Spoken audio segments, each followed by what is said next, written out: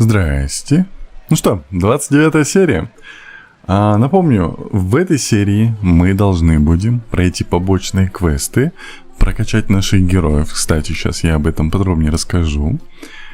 Так, сейчас я вот тут для себя кое-что подвину, поделаю. Пока вы тут ничего не видите, пока у вас тут никого нету. Простите, кто записи смотрит. Вот. Можно было сказать, что... Что? Сказать, что... Что? Что за звук? Откуда? Сказать, что... Что? Что за звук? Все. Откуда? Сказать, что... Что? Что за звук? Все. Откуда?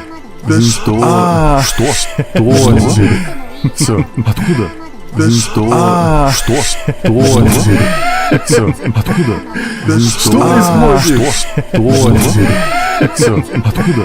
Что происходит? Нашествие ТНР. Все. Откуда? Спасите, что происходит? Нашествие ТНР. Все. Откуда? Напали. Что происходит? Нашествие ТНР. Все. Откуда? Напали. Что происходит? Нашествие ТНР. Спасите, пожалуйста. Напали. Что происходит? Нашествие ТНР.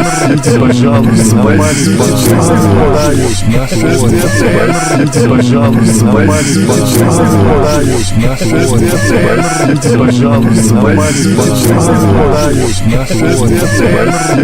пожалуйста, напали, нашествие пожалуйста, напали, нашествие пожалуйста, напали, нашествие пожалуйста, напали, нашествие пожалуйста, напали, нашествие пожалуйста, напали, Нашествие, пожалуйста, напали, нашествие, пожалуйста. Так вот. Я здесь. Меня спасать не надо. Несмотря на то, что говорила эта бездушная программа, меня спасать не надо. Сейчас, секунду. Это было крипово, если честно. Так, я здесь, я жив. Привет, привет, всем привет. Кикамбр, спасибо за подарочек. Костантан, сейчас, секунду. Страшно было. Что случилось? Беда случилась, получается. Так, все нормально. Ранг 33. Сейчас. Да. 33. Вот. Так вот, сразу расскажу. Пока вы все не в курсе, пока люди смотрят в записи. Я вкачал, точнее, мне помог Макс Газ, Фокс и Кирару добыть ресурсы для прокачки персонажей. Поэтому первым делом мы сделаем именно это.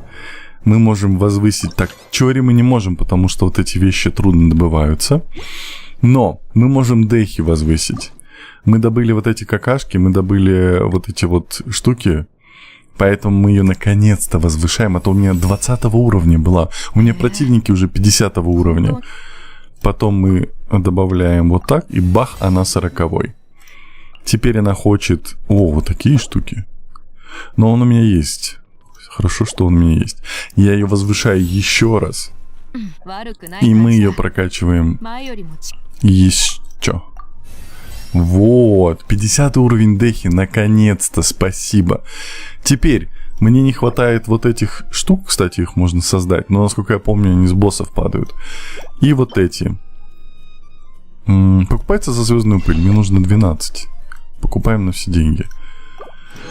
Вот, все, чтобы качнуть дехи еще, мне нужен фрагмент агата. Они вроде вообще с любых врагов пира падают. Но мы можем пойти и вот этого воткнуть. Да. Вот. Потом. Так, давайте я почитаю, что происходит, что случилось. Так, всем привет. Сын Монолита, привет. Мать, привет. Перехватил запрос Ютуба, да. Так, тихо, нельзя об этом говорить. Тендрачатик, приветики, алло. Кисельчик, привет, оло. Так. Эскобро, привет. Персонаж обзор... Что? Обзор ПЖ? Обзор на Дехию? Кстати. Вкусняхи. Каштан-дан. Отец, спасибо за подарок. Так, ты создать тряпки мог, зачем покупать? Да ладно. Могу себе позволить такой. Так, не согласится со мной играть. Что? Проси помощи у чата, чтобы добыть ресурсы для Чиори. Не хочу там. Я и так. Я это делал вне стрима. Добывал ресурсы вне стрима, потому что я не смотрел локации. Они ходили по тем локациям, которые я еще не видел. Поэтому я это сделал без стрима. Я просто камерой смотрел в пол и собирал ресурсы, чтобы себе ничего не заспойлерить. Вот. Как-то так. Пыль азота в магазине Пайван возьми. Можно кристалл, не нужно им перекрашивать. Это, я так понимаю, в алхимии. В Натлане уже был? Нет. Да-да, Эндрюс, я прочитал. Так, читай, поймешь, про что я. У меня уже чат ушел, я не могу. Пироорхидея нужна тебе. С них падают? Это ты в гостях вроде был? Да, это я был в гостях у Макса Гаса. Ты, когда платят люди мне... ну, извините, пока не могу. Так, еще... Сахарозу мы тоже. Она такая кайфовая. Она у меня уже 50 уровень. Я могу ее еще возвысить. Она у меня просто самый топ сейчас. Но я не жалею. Сахароза прям классная. Немножко в нос говорю, как и Макс Газ, просто потому что тоже как будто бы пытаюсь заболеть. Бабочки фигня, кристаллы фигня, цветок фигня. Ее так легко качать. Ну, потому что она манштатская, да? Еще крутка. В конце еще чуть-чуть покрутим. Так, получается все, да? Да. Окей. Ну, в общем, вот, Дехи у нас 50, это самое главное. Точно! Чатик, поздравляем Сахарозу с днем рождения. У нее сегодня с днем рождения. Я вам даже вот так вот включу, чтобы вы ее поздравили. Потому что, ну как так? Она такая, так помогает, а ее не поздравили. Оло. Плюс... Кисель Марсель говорит КХМ Каха. Охо. Я бы сказал прикол, но ты меня знаешь, как я бы шутил. Я тебя забаню, все. Подожди, я крылья получил? Не Черкаш говорит, лучше добудь для Тиари ресурсы, так будет комфортнее играть и там... Оперение стрел... Нет, это что-то не то. Усер говорит, иди. Спасибо. Даня говорит, спасибо за подарочек, Кинна. Шаман говорит, какой большой. Вот. Уже 50-60 персонажа. Да. Аня Мика говорит, с днем Сахарка. С днем Сахарка. Так, я вас выключил. Все. Кто успел, тот поздравил. Вот. Полевые исследования, пишет нам Сахароза. Я слышала, в Натлане растет дерево с гигантскими плодами. И на днях я наконец смогла купить у странствующего торговца в Манштате этот чудесный материал для экспериментов. К сожалению, мне пришлось отложить эксперимент до выхода из отпуска. Я хотела взять с собой пробирки и материалы, чтобы продолжать исследования на природе, но опасаюсь, за пределами лаборатории непредвиденных факторов больше, и исследование может обернуться бедой. Беда.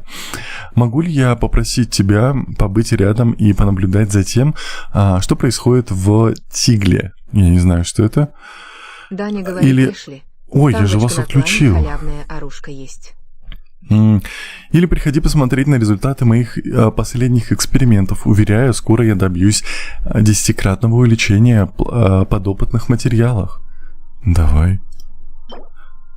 Учение о борьбе. Го бороться. Питательное разнообразие. Понял. Забираем все. Вот. У нас сегодня будет как минимум 5 круток. Вот. Но сейчас Фокс мне скинул важную информацию. Секунду. Ой-ой-ой, секундочку.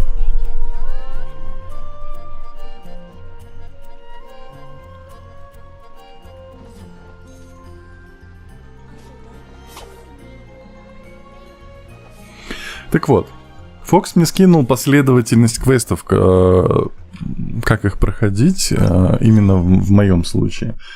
Квест Синцю про залог книги. Квест Синцю, вот если бы он мне еще название бы дал. Это не то, жертвоприношение, это не то, не то. Мечник, который любит читать, это оно? Да. Вот, сначала мы проходим его. Мы идем сюда. Так что, ты помнишь меня? Таракан. Таракан, это ты, который с ТикТока? Привет, да, помню. Так вот, куда мы идем? Мы идем туда. Так, не против, только сегодня ее забрал. Когда будет Инадзума? Я не знаю. Когда-нибудь точно будет. Но мне кажется, до этого еще далеко. После сюжетки Ильюэ сразу доступны задания архонтов Натлана, если хочешь... Кстати, по поводу квестов. Мне еще сказали, что мне надо открывать ключами вот эти задания, но не проходить. Типа, это не обязательно, но ключи будут копиться дальше. Поэтому мы открыли. Настоящее сокровище. Четырехлистный клевер. Глава 1. Существует... Так, это мы читали. Это мы знаем. Отстань. Достигните, то есть... Понял. Не понял. Это, то есть, она у меня самая первая. Теперь мне надо 34 ранг, я смогу открыть вот это. Все, я понял, не кричите. Окей. Ну, есть одно место на ключик. Ага. Тента. Сам себя забылил. Таланты на персонаж качай. Таланты. Так я же не могу. Я не могу. У меня вообще ничего не хватает. Ты. Ну, вообще не могу. Вот что это такое? Сувенирная лавка. Ну, я так понимаю, это... Понял. Понял, принял. Это надо данжи фармить, чтобы качать их. Таланты. Вот, я ее могу покачать. Что качать у Фейшель? Стрела возмездия. Заряженная атака. Более мягкий прицел. Прицельный выстрел с увеличенным уроном. Во время прицеливания наконечник стрелы заряжается темной нирваны. Нирваны ночи. Полностью заряженная тьмой стрела наносит огромный электроурон. Призывает Оза, ночной ворон, что сотканный из тьмы и молнии. Спускается на землю и наносит электроурон в небольшом радиусе, пока навык активен. Оз будет атаковать ближайших врагов электроснарядами. Так вот, но это то есть то, что есть, да, у меня?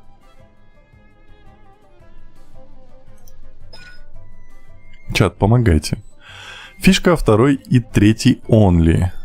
Так, ну вот Ешка, да. Я Ешку на самом деле, по сути, только ею Ешку использую. Ну давайте. Атака Ос увеличивается, урон призыва. Окей. Угу. Так. Ага. Все, теперь мне нужен 3 уровень. Достигните фаз возвышения 3. Так, и вот это, да? А вот это не надо. При попадании по Озу полностью заряженной стрелой Фишель, она создает грозу, наносящую... О, прикольно, в него еще и стрелять можно. Но я этим заниматься точно не буду. Уменьшает длительность экспедиции в Манштате. Но это не надо. Угу. Что, мне прокачать вот это тогда? Приказывает ворону Ос расправить свои сумеречные крылья и встать на защиту Фишель, пока навык активен. Фишель принимает форму Оза, значительно увеличивающую ее скорость передвижения, обрушивает на ближайших врагов молнию, наносящую электроурон. Каждый противник может получить только один удар молнии. После окончания навыка Оз остается на поле боя, продолжая атаковать врагов принцессы. Она принцесса. Если Оз уже был активен на поле боя, то этот навык срабатывает, сбрасывает длительность его присутствия. Ну, я так понимаю, да, можно качать. Подтвердить. Угу. Окей. Тенря, что? Да алло. Все. Теперь Сахароза. Давай мы тебя так прокачаем, ты будешь... ты будешь такой классной. Так, это что? Базовая эссенция ветра. До 4 ударов эссенции ветра, наносящих анема урон. Короткое заклинание, наносящее анема урон по площади, на которое тратится определенное количество выносливости. Это, я так понимаю, если зажать Е. Накопив энергию ветра, стремительно падает на землю, атакуя всех врагов на пути, приземливших, наносит анема урон по площади. Это в падении. Окей. Нет, 2 или 3. Окей. Создает маленького воздушного духа, который притягивает к себе врагов и предметы, затем подбрасывает врагов поблизости и наносит им анема урон. Давайте. Не надо автоатаку. Как вы кричите? Все хорошо. Не переживайте. Так. Блин, а у меня книжки закончились. Можно создать 0. Понедельник, четверг, воскресенье. Сегодня вторник. Окей. Окей. Окей. Все, других мне пока не надо. Ресурсы и деньги не буду тратить. Я, кстати, сейчас заметил, что на это все деньги тратятся. Это прям беда. Сахарози, ешь культу. Да-да-да. Не надо автоатаку. Все. Так. Вот записываешь ему ГС, объясняешь по поводу талантов, а он все забывает. Но, блин, ты мне объясняешь, я занимаюсь вообще отстраненными делами. Конечно, я в игру захожу, потом все забываю нафиг. Вы мне в процессе объясняете? Покажи статы Сахарозы. Вот такие вот. Ёш. Ну, я так понимаю, только вот это важно, да? Кстати, Сахарозу, мне еще сказали ей, какие артефакты поставить на что-то и прокачать их. А я забыл, на что ставить и куда качать. Я могу сделать вот так. Напишите мне, пожалуйста, что, какое там крылышко надо ей ставить, на что? На мастерство стихии вроде, да? Сила атаки, сила атаки, сила атаки. Что? Нет, перышко всегда дает сила атаки. 42. 91. Ну 8 уровня. Ну я вот это возьму. То, что у нее есть нормально, его можно качать. Шанс крит попадания и сила атаки плюс 12. А здесь мастерство стихии. Угу. Шанс попадания, восстановление. Мне нужно восстановление и мастерство стихии. Я могу вот это забрать у Дори. Тут шанс крит попадения на 3%, ХП на плюс 4%, мастерство стихии плюс 15%, восстановление энергии плюс 10%. Вот, я бы его поставил.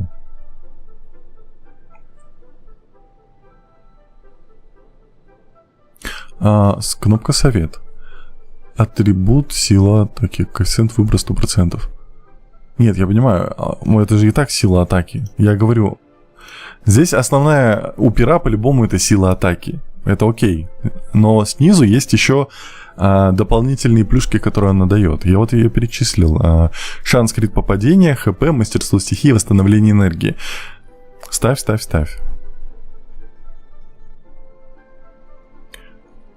Кисельчик, ты сейчас в бан летишь.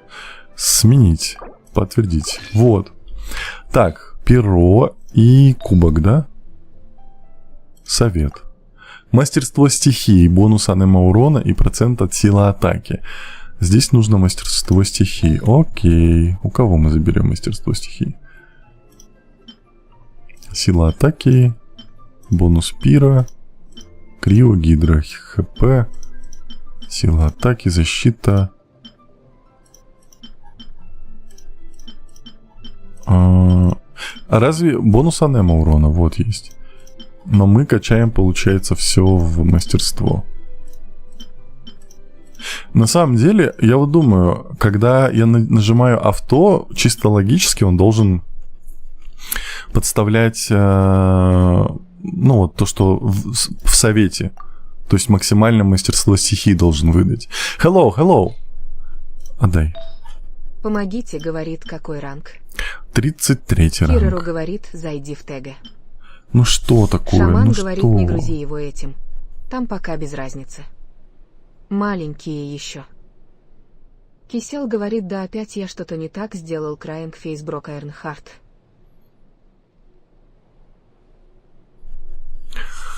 Ой, это сложно пока Кирару. Короче, вот смотрите, у нее сейчас вот эта сила атаки стоит. Защита ХП, но это пахнет прям фигней. Факс говорит, добрый вечер. Добрый вечер. У меня нету... Стелла говорит, поздравите меня, я выбила часку. Поздравляю, ты молодец. Везет тебе. Эскобиароу говорит, шаман, если ты мне, то ты не. Вот, сила стихии, но оно зеленое. Говорит, Тенра, это я твой одного зритель с Твича, который писал. Ты не читаешь, потому что я одну? Нет. Просто сообщения Кисел улетают, говорит, наверное, из-за Тенре этого. надо интересный факт. Нет. Новое. Эндрюс Это говорит, вообще в фигня. талантах тоже советы смотри. Там показано, что качать надо, а что по желанию. Понял. Так что, мы здесь ставим просто анема урон и забиваем на это, да? Кисел говорит, да почему? Геоурон, защита, гидра, сила атаки, анема урон. Вот, все, я его ставлю. Нозифакс говорит, батя тут, что там нужно объяснить? Какой улучшить? Ничикаш говорит, поздравляю, парти папа. Вот. Все. Я улучшать пока не Еплай буду, говорит, потому что у я тебя думаю... пока и ресурсов немного, и артефакты низкоуровненные. Да. Пока можешь не сильно заморачиваться с допстатами. Да меня все обижают, Кисел блин. говорит, электро еще поставь. Восстановление энергии. Таракан Часы на говорит, восстановление мы «Ахав-хав-хав-хав». можем Я про поставить. то, что я так писал на твоих стримах. Эскобиароу говорит, я жду конца этих баннеров. Тараканева говорит, в стримах Может звездочка. быть. Я понял. Я люблю Геншин Импакт, говорит, поздравляю. Короче, пусть будет так. Нойзифакс говорит, если Эмса нет в кубке, то ставь аниме. Нету. Епрлай говорит, смотри на эффекты Там есть, но сетов зелёное? и мейн статы, наклонные черта влево. Так, Кирору говорит, собака Нойзифакс, скажи ему инструктора собрать для мастерства стихии Сукроус. кого скажи ему инструктора собрать? Ой, давайте вы мне потом это отдельно напишите. Так. Ты сказал, что у тебя есть другие дела. Весь такой загадочный.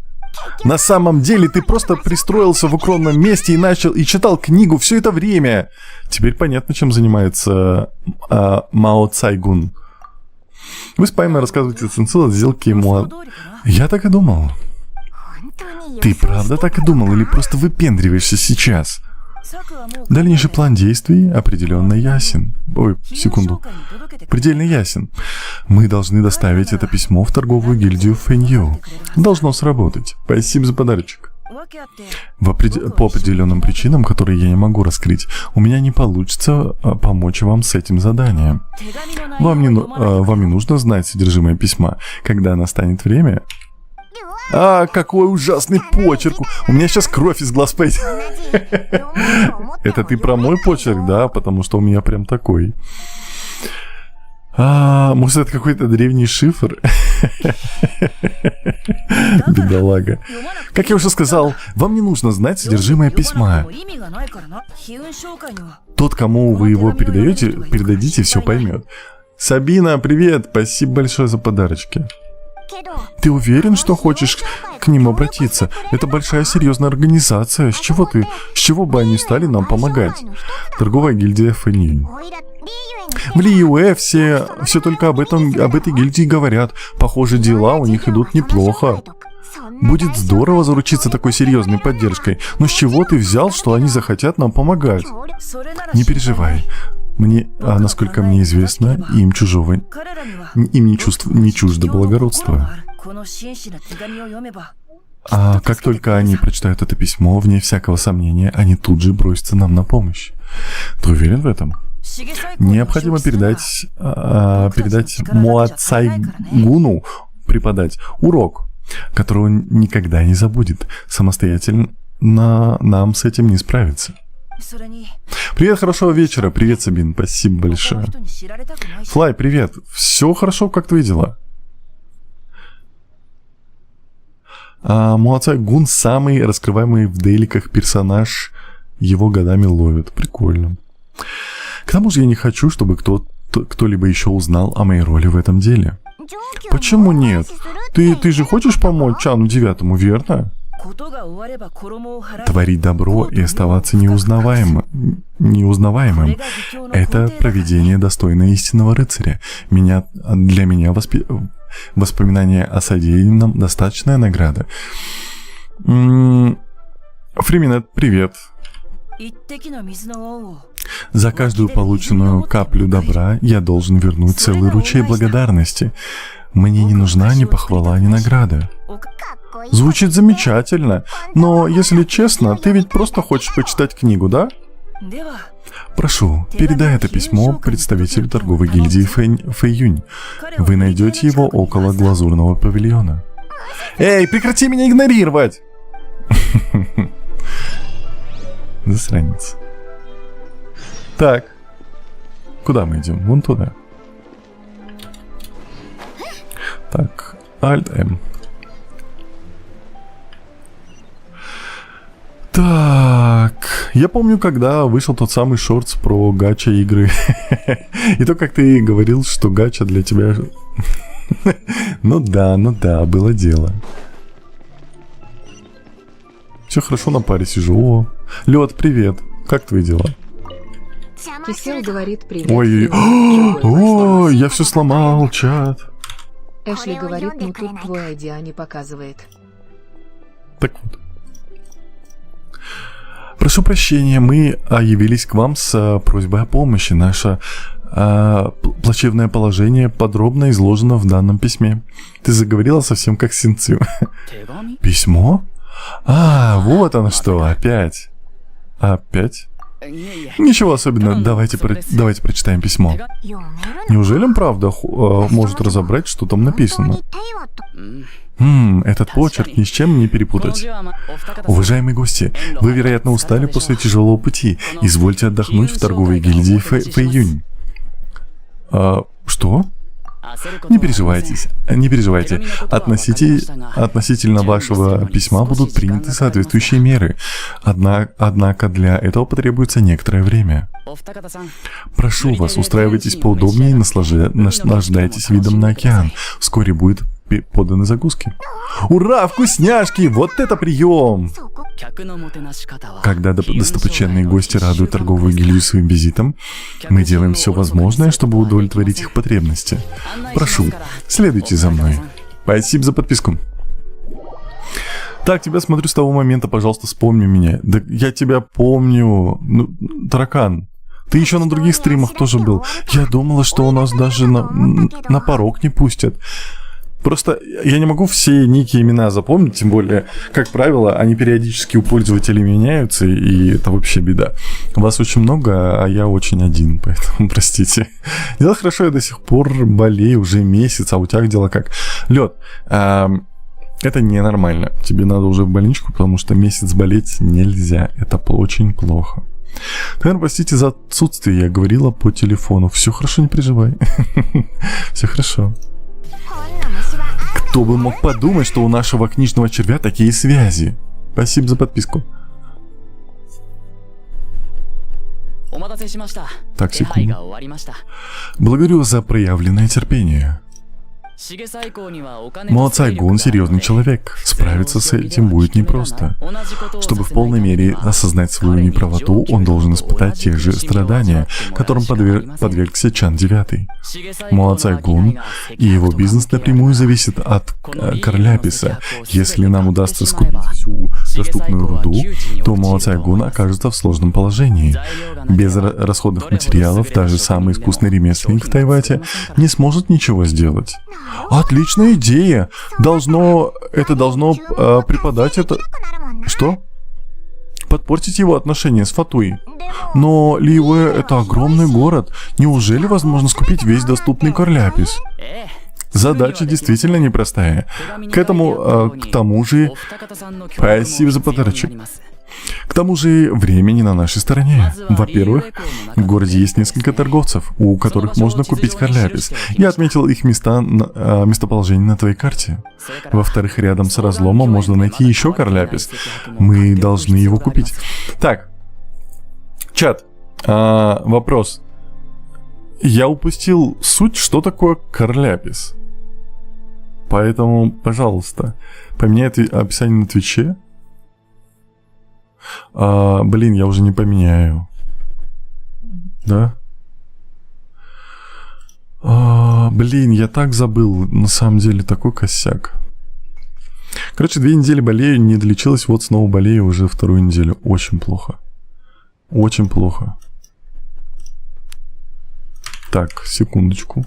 Нет, поменяю, все нормально. Так, секунду, чат. Все.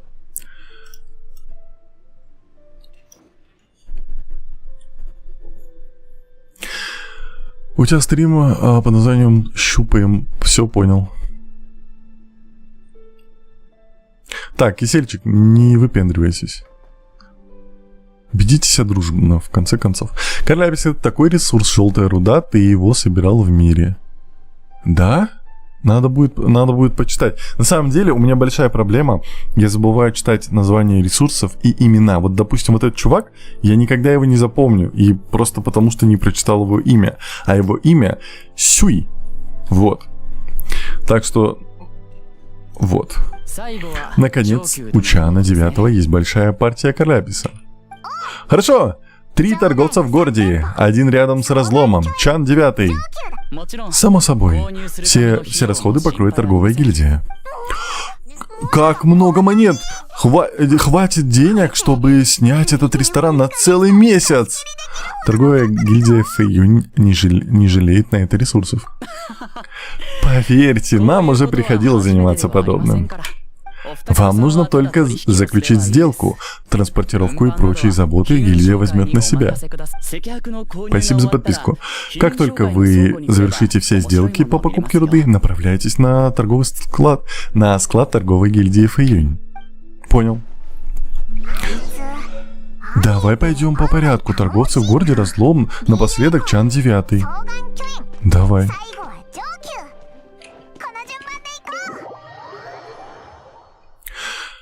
Так, Макс, не надо, серьезно, не надо. Вообще не стоит. Так вот, здесь 2 пацана. 3 пацана. Это ж не на время? Звучит так, как будто на время. Так, пойдемте вниз. Пацаны, забираю руду. Корляпис, желтая руда. Здравствуйте, чем могу помочь? Ах да, моя смена уже закончилась. Что тебе нужно? Фес. Что, это не он? Пока. Подожди, мы с ним уже разговаривали. Я не туда пришел? Ты? Ты? Да. Господин Кроссель, как ваши дела? Очень хорошо, все благодаря вам. Чем могу быть полезен? Не стоит благодарности. Как обстоят дела с нашим... Я не тот квест взял! Ваши дела со шпильками. Дело сдвинулось с мертвой точки. В конце концов, мне все-таки удалось заполучить маленький кусочек изумрудного нефрита. Я уже... Да блин, это другой квест. Я сделал уже из него шпильку. Ну какого фига? Если вас интересуют шпильки, то должен вас огорчить. Я дал их на прокат даме по имени Джин Цяо. Так, это Кроссель. Если хотите посмотреть на них, вам придется подождать немного. Изумрудный нефрит очень дорогой минерал. Не боитесь просто так давать шпильки на прокат? А что если они сломаются или потеряются? За это я не переживаю. Я заключил контракт с госпожой Джи Цяо. Там черным по белому написано, что если она потеряет или сломает шпильки, она должна будет заплатить их первоначальную стоимость в качестве компенсации. Особым пунктом я указал, что они изготовлены с использованием натурального изумрудного нефрита. Компенсация за фальшивку в 10 раз больше стоимости изделия. Контракт с четкой обозначенной ценой. Компенсация за фальшивку в 10 раз больше стоимости изделия. Действительно четко обозначенная цена. У каждого свой экземпляр контракта. Таким образом, я и моя клиентка спокойны. Вы знаете, где живет госпожа Джи Цяо? Как говорит? Чи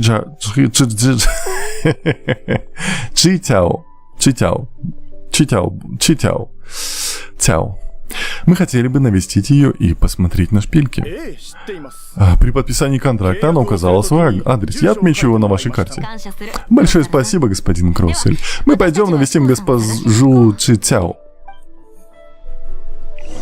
Так вот, я не тот квест, да, взял? Так. Ответил бы квест в дневнике. Да, я уже понял. Он у меня автоматически поменялся, потому что он у меня сейчас недоступен, да? Мечник, который любит читать, где он? Опасная тропа, нефритовая. Не понял. Что-то я не понял. Созерцатель морей, это не то. Это не то. Это не то. Вот, на нижние ярусы разлома. В разломе происходит местность неожиданной встречи. Нет, это не то. Купите карляпис. Вот. Прекратить отслеживание. Только он у меня отслеживается, алло. Я просто не к тому чуваку подошел нечаянно. Приветствую. Прошу прощения, у нас закончился товар. Приходите в следующий раз. У вас тоже не осталось карляписа? Я думаю, вы интересуетесь травами, импортированные из Снежной. У меня остался карляпис, но он зарезервирован для экспорта в Снежную. Местные фабрики скупают его по розничной цене. Хранить его очень накладно, а спрос здесь невелик. Простите.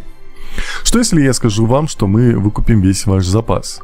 Так, вот в том дело. Дайте мне минуточку подумать.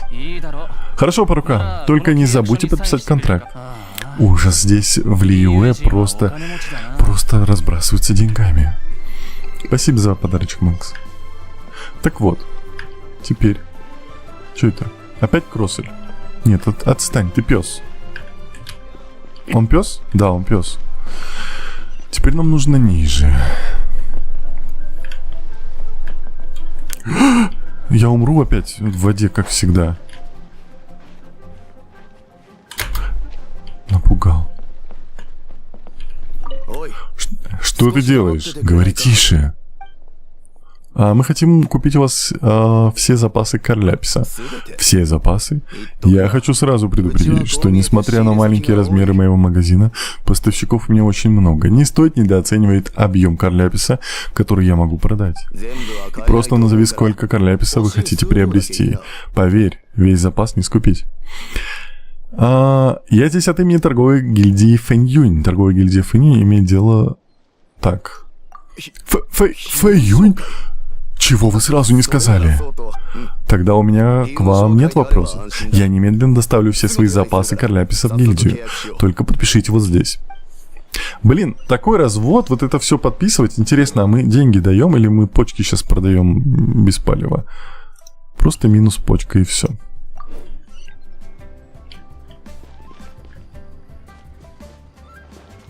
Где озвучка? Озвучки нет, потому что квесты проходим. Там для людей есть проход нормальный. Ну, мы-то это чуть-чуть с ума сшедшие. Приветики, как дела? Алла, привет. Все нормально, как твои? Тенра, иди делай Дейн Слейв, это срочно. Я не понимаю. Приветствую. Чего угодно? Мы хотим купить у вас все запасы Карляписа. Все запасы? Честно говоря, у меня уже есть несколько заказов. Но контракты еще не заключены, поэтому что мои покупатели тоже не дураки. Потому что они хотят проверить, какую цену предложат другие торговцы. Тогда позвольте торговой гильдии Фэнь Юнь освободить вас от этих сомнений. Так вы от торговой гильдии Фэнь Юнь? Сразу бы так и сказали.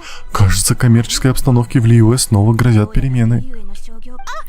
Простите, я совсем забыла. Подпишите, пожалуйста, вот здесь и здесь. Не волнуйтесь, я имею полное право продавать свой товар кому захочу, если за него не внесли залог. У нас это обычная практика. Благодарю вас за отличную сделку. Буду рассчитывать на дальнейшее сотрудничество с торговой гильдией Фэнь Юнь. Все. Спасибо за подписку. Так вот. И теперь нам сюда, да? Нет, это созерцатель. Сюда. Поместье. Так, окей, мы смотрим вот здесь. Прекратить. А можно показать на карте? Дурные знамения. Мечник, который любит читать. Созерцатели морей. Дурные знамения. Это все-таки оно. Да. Окей. Когда будет основной квест? На этом стриме будут побочные только. Или это основной? Нет, это не основной.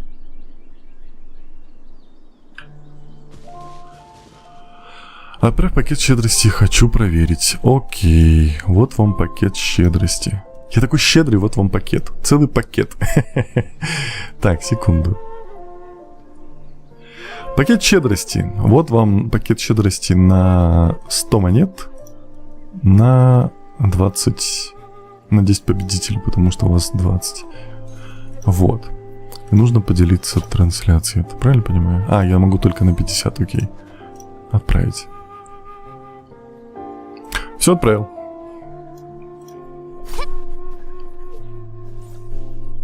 Там должны дать 10 пикселей. Что? Тенра, давай как-нибудь посмотрим аниме на стриме. О, нет, я такое не очень люблю. Я люблю аниме смотреть в одиночку. Ну, либо с кем-то просто в кроватке. Я не хочу так. Вот. Прости. Пакет? Пакет, целый пакет. Так, у нас там Фокс рассказывает умные вещи на ютубчике. С кем-то там в кроватке. Сейчас ни с кем, но обычно в аниме смотрю не один. Ты зовешь к себе домой посмотреть аниме у тебя в кроватке? Да, заходите. Только вход 18+, пожалуйста, а то будет беда. Так, надо взять. Так. Блин, ящерка, ящерка. Мне сказали собирать. Бегим. Есть.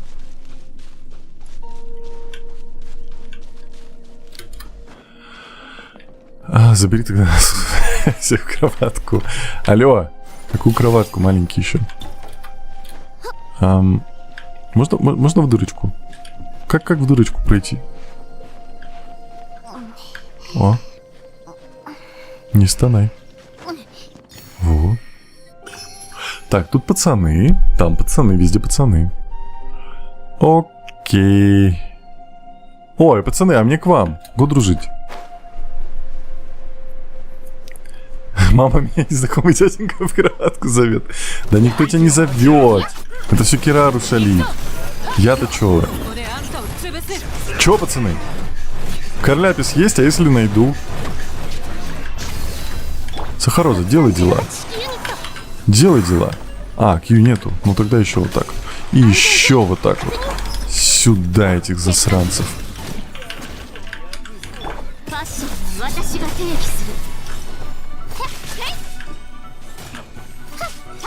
Все? Этот там смотрит. Тебе друзей не жалко, чувак? Нельзя. Ящерка. А зачем я ящерок собираю, кстати? Это готовка?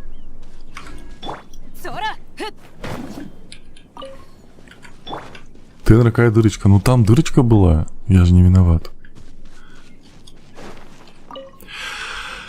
Так, 4 недели делится на рераны 2. Я же правильно понял? Не знаю. А чего вы не участвуете? Я не знаю. Короче, в левом верхнем углу, кто видит, там есть пакет щедрости. Вы можете забирать халявные монетки. Точнее, участвовать. Я не знаю, как это работает. Я вообще не хотел, это все Макс меня заставил. Все вопросы к нему. Я не знаю, это стоит мне собирать эти камушки? Обычные. Хотя, блин, тут на самом деле бывает так, что самые обычные ресурсы часто внезапно начинают использоваться. Здравствуйте! Вы заведуете местными шахтами. А, вот и вы. Ходят слухи, что вы скупаете карляпис по всему городу. Так совпало, что у меня осталась большая партия. Назови правильную цену, и карляпис твой. А у меня нехорошее предчувствие. Назовите конкретную цену. На эту партию уже был сформирован предзаказ. Но она может стать вашей всего за 7 миллионов моры. Ты в своем уме? Мы потратили меньше 2 миллионов на весь городской запас карляписа. Ради этой сделки я нарушаю свои предыдущие договоренности. За это придется дорого заплатить. Ты жулик. Я занятой человек. Вы собираетесь заключать сделку? Если нет, то прошу вас удалиться. Я только что твоих дружбанов вон там сзади развалил. Ладно, мы готовы заплатить за эту заоблачную цену. Когда вернемся, нужно сказать представителям гильдии, что в будущем продавать этому... В будущем продавали этому господину товары по обычным ценам, а в 4 раза дороже. А, что? Нет, постойте, не надо вступать... Что? Впутывать в эту гильдию. Так, может мы тебе остановиться на пути торговой гильдии Фунью. Вот деньги, готовь товар. Прошу вас, не делайте этого. Это ведь даже не ваши деньги. Чего вы так переживаете? Да, это деньги гильдии, но на... Что? Выиграло 3 человека. Я не знаю, как это работает. Вот вам еще. Спасибо за подарочек. Так, я вас пока не читаю. Да, это деньги гильдии, но нам будет трудно объяснить, почему мы потратили так много за один раз. Если представители гильдии спросят, то мы назовем твое имя и скажем, что ты накрутил нам цену. Понятно, мне не нужны проблемы с торговой гильдией. Вот только есть одна проблемка. Телега с этой партии товара попала в засаду хиличурлов. Я не знаю, где именно это произошло, но теперь у меня нет доступа к товару. Может быть, вы сами поищите эти телеги? Их всего 5 штук. Я подпишу контракт, как только вы выясните, где они находятся. Слышишь, ты, собака, так ты еще хотел продать дороже, а у тебя проблемы с товаром. Спасибо за помощь. За дело, Тенра. Время не ждет. Саната Мэг, привет. Я не вижу пакетик. Кисельчик, я не знаю. Я не виноват. Это скорее всего из-за того, что где ты находишься. Только из-за этого. У вас там вроде ограничения. Так, ищем карляпис. Сейчас заодно посмотрим, как он выглядит. Пацаны. Так, можно вот так вот? Вот так вот и вот так вот. И все, и капец тебе.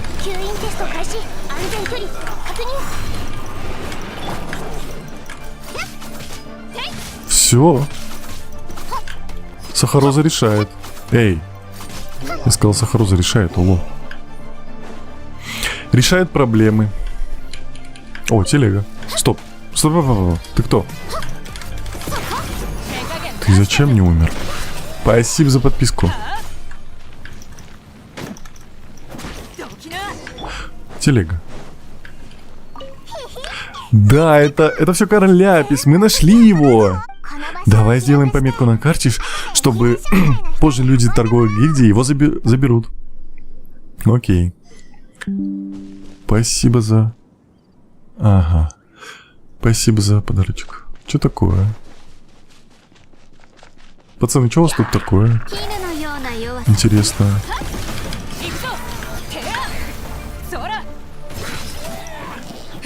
все. Стоп, это что такое? А, это же фоточки, все, точно. Ну, такая себе фоточка. Ну, это же прям беда. Цель достигнута. Миссия завершена. Как завершена? Нам же еще 3. Спасибо, Макс, прекрати. Так, куда мы идем? Мы нашли 2. Костантан, спасибо. Лисичка. Бум! О, у вас нету телеги? Без телеги вы мне не интересны, у вас пустая телега. Вы уже все продали, собаки? Представляю, Хиличур подходит и просто начинает продавать все. Так, это мы находили, да? Да. Вот это Карляпис. Ли, спасибо за подарочек. Да, все, я теперь понял. Я принял. Я теперь понял, что такое Карляпис. Надо запоминать название, потому что без этого никак. Вон, вижу.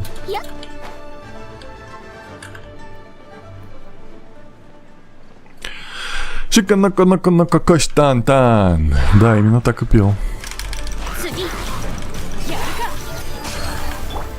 Бум, бум, бум. Сахарус, ты такая молодец. Так, эй. Карляпис, очень много! Да. Так, еще 2. Пацаны, где Карляпис? Так, не туда. Спасибо, нафиг тебе ник. Спасибо за подарочек. Давай посмотрим. Да! А, он просто без хиличурлов. Остался последний. Угу. А я на самом деле на пустые даже не смотрел. Оказывается, не все с хиличурлами. Это мы по-любому, это мы освобождали.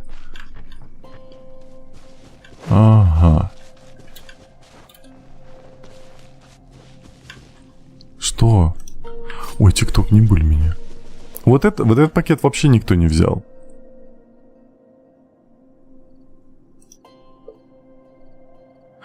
Давайте сделаем так. Сенком. Проверим вот так. Эй. Отправить. Я взял. Я рад. Отправлять мне монетки не обязательно, сразу скажу. Можете просто собирать сундучки и не париться. Вот она, вижу, нашел. Премиум Рома, спасибо за подарочек. Верно, здесь очень много Карляписа. Надо запомнить это место. Подожди, Давай вернемся. Скорее, Пайман сильно устала. Сейчас каких-нибудь бы вкусняшек. Да. А почему сюда? А, к этому чуваку вернемся. Я думал уже в гильдию. Полетели ня. Вы все такие няшки в чате. Капец, целый няшный чат. Макс Дима сказал, что в теории по воде можно дойти до Инудзумы. Что? У вас же там же стоит барьер этой Райден. Сёгун Райден.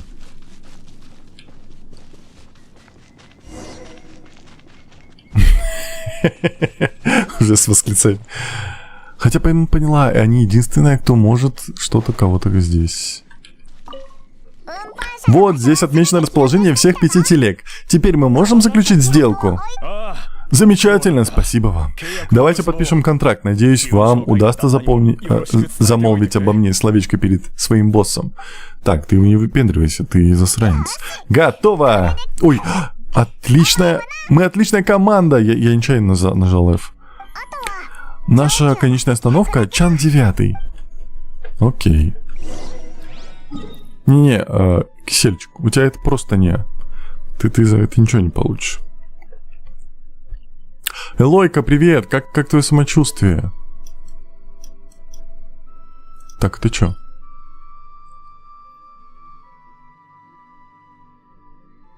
Это правильно, да? Дурные знамения.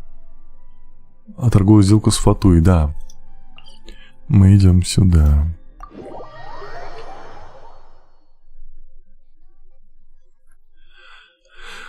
Так. Ну что, куда мы идем? Мы идем... О, здесь Геокул. Как я тебя не взял? Где ты?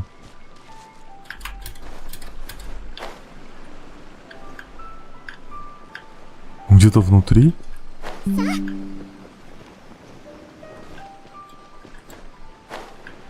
Где он? Отдайте. Мне надо. Спасибо за подписку. Где Геокул? Кто знает? Ах, блин, вот это я зря... Вон вижу Геокул, но это не тот. Вот тут есть Геокул, я не вижу, где он.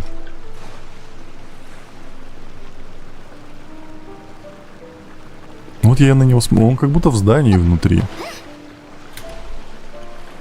А, тут еще ниже есть. Под водопад. Можно? Нельзя. Печалька.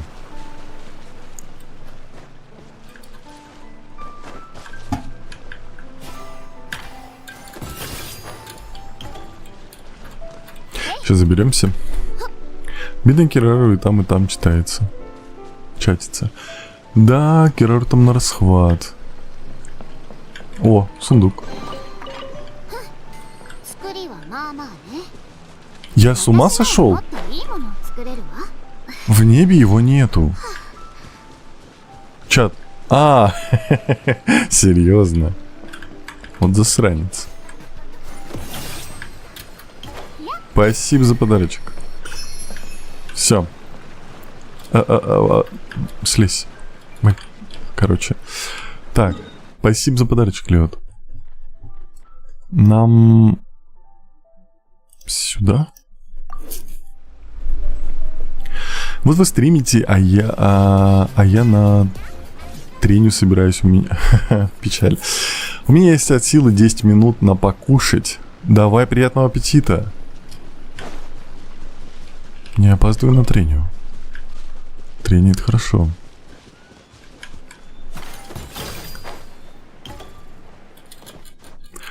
Я не обещаю по поводу экшона. Тут все-таки квесты. Так, давай быстрей. Так, все, никто... Я видел, что писали все ня, но никто не выиграл, прям 0 человек. Поэтому эти пакеты щедрости не рабочая фигня. Так. Вы как раз вовремя. Интересно, куда одевались все эти разбойники? Может, ты в курсе, что происходит? Не беспокойтесь, Чан 9. Люди Мао Цзагуана больше вас не потревожат. А? А что произошло? Я хочу купить ваш карляпис. Ага. А, вот оно что. Ты тоже торговец. Хочешь опередить Мао Цзагуана? По правду говорят, внешность обманчива. Кем бы ты ни была, я не могу себе позволить продать руду с 70% скидкой. Максимум 60. Максимум. Не нужно скидок, мы купим руду по рыночной цене. Что? Даже торговаться не будете? Вы серьезно? Поверить не могу, что я смог выгодно продать эту руду. Но даже если я ее продам, мне все равно придется иметь дело с Мао Цзагуном. Если Пайман говорит, что Мао Цзагун вас не потревожит, значит он не потревожит. Так, просто продайте руду. Доверьтесь нам, доверьтесь нам. Я понял. Простите, японский услышал. Ладно, хуже уже точно не будет. Но тогда, пожалуйста, зачем? Зачем вам так много карляписа? Нас попросили. Мы не можем вдаваться в подробности. Так, мы отправим кого-нибудь забрать руду позже. Спасибо вам. У меня просто нет слов. Так, не нужно благодарности, тем более, что мы еще не закончили. Всем воздастся по заслугам, и хорошим людям, и плохим. Тенра, устраивайся поудобнее, сейчас начнется представление. Какое? Так, нам обратно, да? Где мы, кто мы? Так, секунду. А, вот сюда. Изложенного... Может, шоу начинается. Да, нам сюда. Точка телепортации. Пойман руина могли со скидкой рвать. Не, на самом деле его жалко, поэтому не надо. Тенри, я получил 14 монет за пакет, все в норме. Серьезно? У меня написало, что никто ничего не получил. Если хотите, я могу еще отправить, мне не жалко. Так, давайте вот так сделаем. Сейчас будет весь чатик в кусях. Я не знаю, у ТикТока какая-то беда с информацией.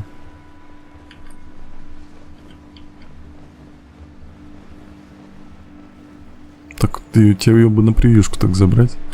Так, ладно.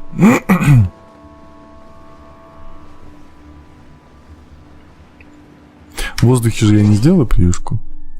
Ай, серьезно? Не сделаю, блин. Обидно.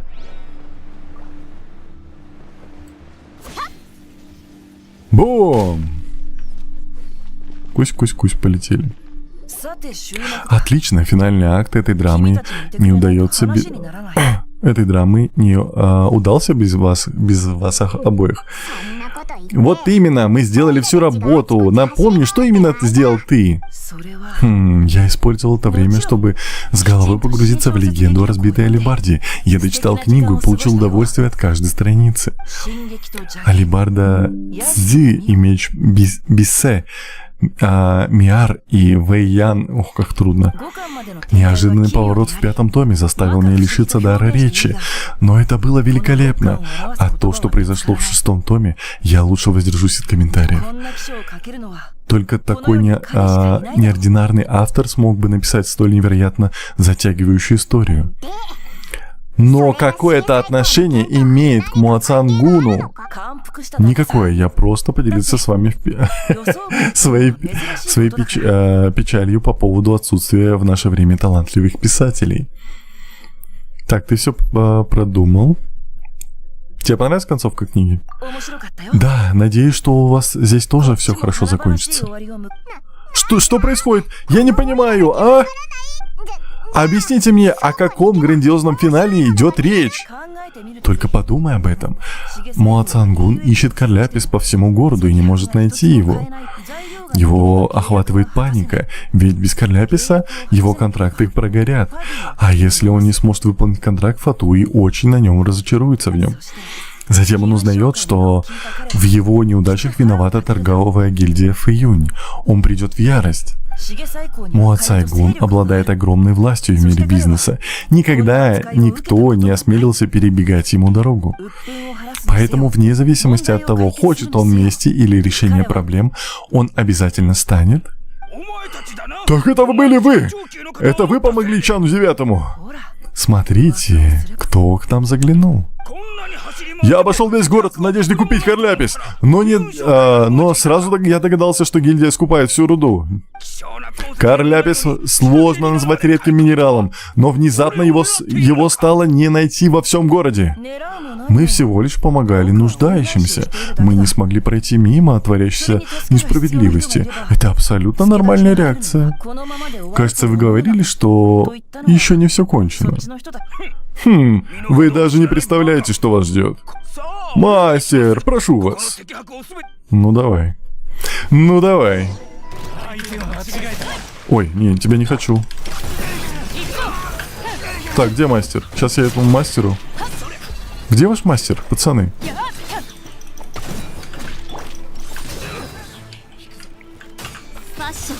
Бум.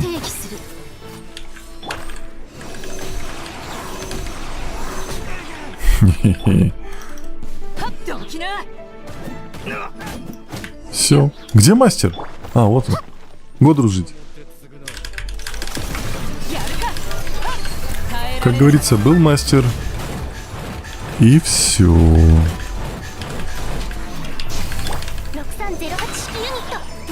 Все, капец тебе.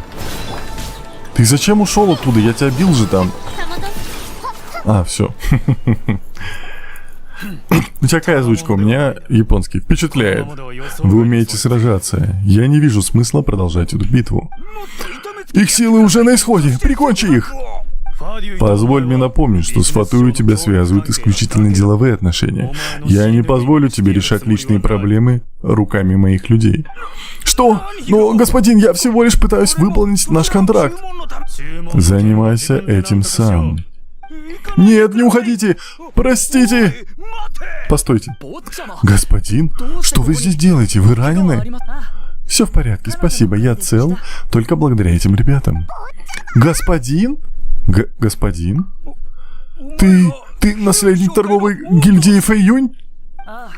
Я не скрываю свое имени и положение. Я Син Цю, представитель школы Гухуа, второй сын главы торговой гильдии Фэйюнь. Проклятие! Меня оббили вокруг пальца. Мо Цайгун, уважающий себя бизнесмен, считают недостойными такие методы, как запугивание и вымогательство.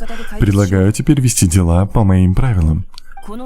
Я даже боюсь представить, что с тобой сделают Фатуи, если ты не доставишь им эту руду. Ах ты грязный! Не тяни, называй свою цену. Ты заставлял Чана 9 продать руду за треть от рыночной цены. Будет честно выставить тебе тройную цену. Что? Это просто грабеж, ты... Спокойствие, мне не нужен... А мне нужен от тебя простой ответ. Ты покупаешь руду, да или нет? Ладно, пусть будет по-твоему. Где-нибудь раздобуду деньги. Ну что, доволен? Благодарю тебя от лица торговой гильдии Фэйюнь. Надеюсь на плодотворное сотрудничество в будущем. Подумай только, книжный червь оказался наследником торговой гильдии Фэйюнь. Значит, та куча денег, которую мы потратили на руду, это твои карманные расходы? Мы сделали серьезные инвестиции в руду и поставили Моацайгуана на место. Один выстрел, две птицы. Внешность действительно бывает обманчива. Я тобой восхищаюсь. Твое сердце исполнено доблести. Упс, а я все время дразнила книжным червем. В одном из романов о странствующих мастерах боевых искусств была история о богатом наследнике. Он приказал отрубать ноги всем, кто ему не нравится. Все, Пайман, ты все равно летаешь, тебе не надо. Что? Мне крышка, прости меня, пожалуйста. Пожалуйста, не делай мне больно. Успокойся, Пайман, зачем тебе ноги? Ты же умеешь летать. Я был прав с одной стороны, но с другой стороны он говорит так, типа, ну, хана тебе, ноги мы тебе отрежем. Так, Натали for Love, привет. Тендра, помоги мне, это не учебная тревога. Повторяю, это не учебная тревога. Он шутит. Подожди, в каком романе ты это прочитала? Шутки в сторону. Я хочу поблагодарить вас за помощь. Я насладился легендой о разбитой алебарде. От первой до последней страницы. А теперь будьте добры, верните книгу Чану 9. Снова заставляешь нас побегать. Я не сделал ровным счетом ничего, и поэтому не заслуживаю его благодарности. А вы явились из ниоткуда и решили все проблемы. Ваша дружба будет для меня лучшей наградой. Господин, простите, что перебиваю вас, но ваш отец... Пожалуйста, сообщите моему отцу, что мне удалось предотвратить катастрофу и попутно заработать большую сумму денег. Спасибо за подарочек, Макс. Быть может, эти благодарные дела даруют мне еще несколько дней свободы. В книге упоминается таинственный город, который мне не терпится посетить. За этими длинными вычурными словами прячется лентяй, который делает все возможное, лишь бы не работать. Кстати, вас ждут не только благодарность Чана 9, но и ценная награда. Совсем другое дело. Спасибо. Кэй, не уважаешь? Нет, не уважаю. Боюсь, что никакие слова не в силах удержать, мой господин. Так, а почему вы сразу не сказали, что вы Син Цю, ваш господин? Я был уверен, что вы в курсе. Заранее благодарю вас за то, что вернете книгу. Я отправляюсь в путь. До скорой встречи, друзья. Окей. Пока чатик я натреню. Давай. Когда нет, Чичи согласен, у Тенры вот нет. Я не понимаю. Что происходит? Почему? О чем говорит чат? Я упустил нить. Я не понимаю. Это ты! Я на тебе стриме видел, по-моему, не помню у кого. Я не знаю. Так. Там наверх. Ага. Тенра, что? Что ты кричишь?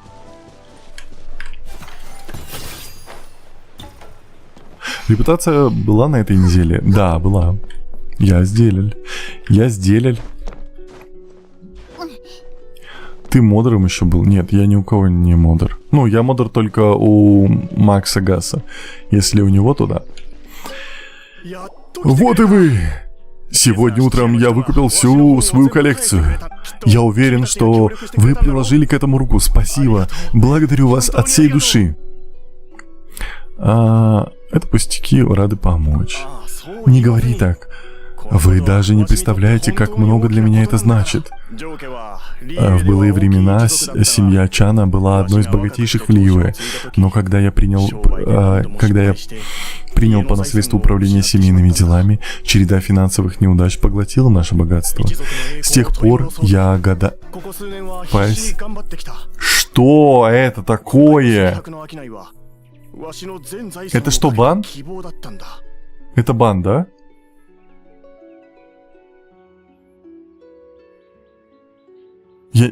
Спасибо большое, Макс, но это бан. С тех пор я годами пытаюсь восстановить былое состояние семьи. От продажи этой партии руды зависело все. Если бы не вы, мое бренное тело уже покоилось где-то на горных утесах. Еще один наследник? Что ты имеешь в виду? Нет. Ничего, кстати, вот ваша книга. О, легенда о разбитой алебарде. Я уже начал думать, что этот юнец из Гухуа решил меня обмануть. Почему все так относятся к Гухуа? История этого древнего искусства насчитывает несколько веков. Некогда искусство Гухуа ценилось и почиталось повсеместно, но теперь Гухуа практически предано забвению. Чтобы возродить былую славу, Гухуа нужны новые последователи. Но кого заинтересует позабытое искусство? А нынешний ребятня из Гухуа... Можно я Макса забаню? Туда его! Прошу прощения. Бань его! Все это бан. Так, взять вот этого сорванца Синьцю. Столько болтает о том, что за добро надо платить добром, а сам он что сделал? Вот у вас, например, хватило чувства ответственности? Синьцю не так уж и плохо. Впрочем, это не имеет большого значения. Вы искали выпуск путеводителя по Тейвату, посвященный Лиуэ, верно? Я приготовил его для вас один экземпляр. Можете оставить его себе и еще кое-что. Возьмите это в знак моей благодарности. Спасибо, не зря мы сюда вкарабкались в конце концов. Ах да, чуть не забыла. Поверить не могу. Руда продана, книги на месте. Но как? О! Странная закладка. Что случилось? Кажется, что-то упало. Ничего. Ох уж этот маленький совранец. На самом деле он сказал, этот мальчик, неужели? Вот что он сказал на самом деле, а не вот этот кривой перевод. Надо другой язык искать.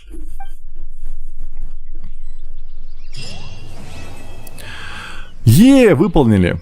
Так.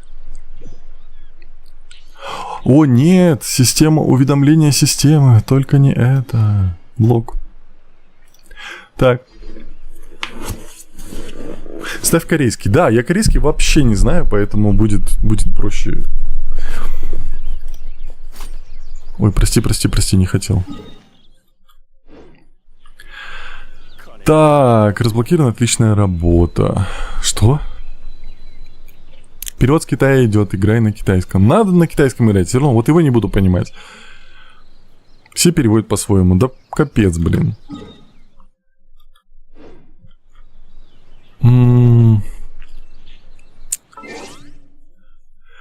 Ставь китайский оригинал игры. Ну, блин, если честно, мне китайский будет слух очень сильно резать.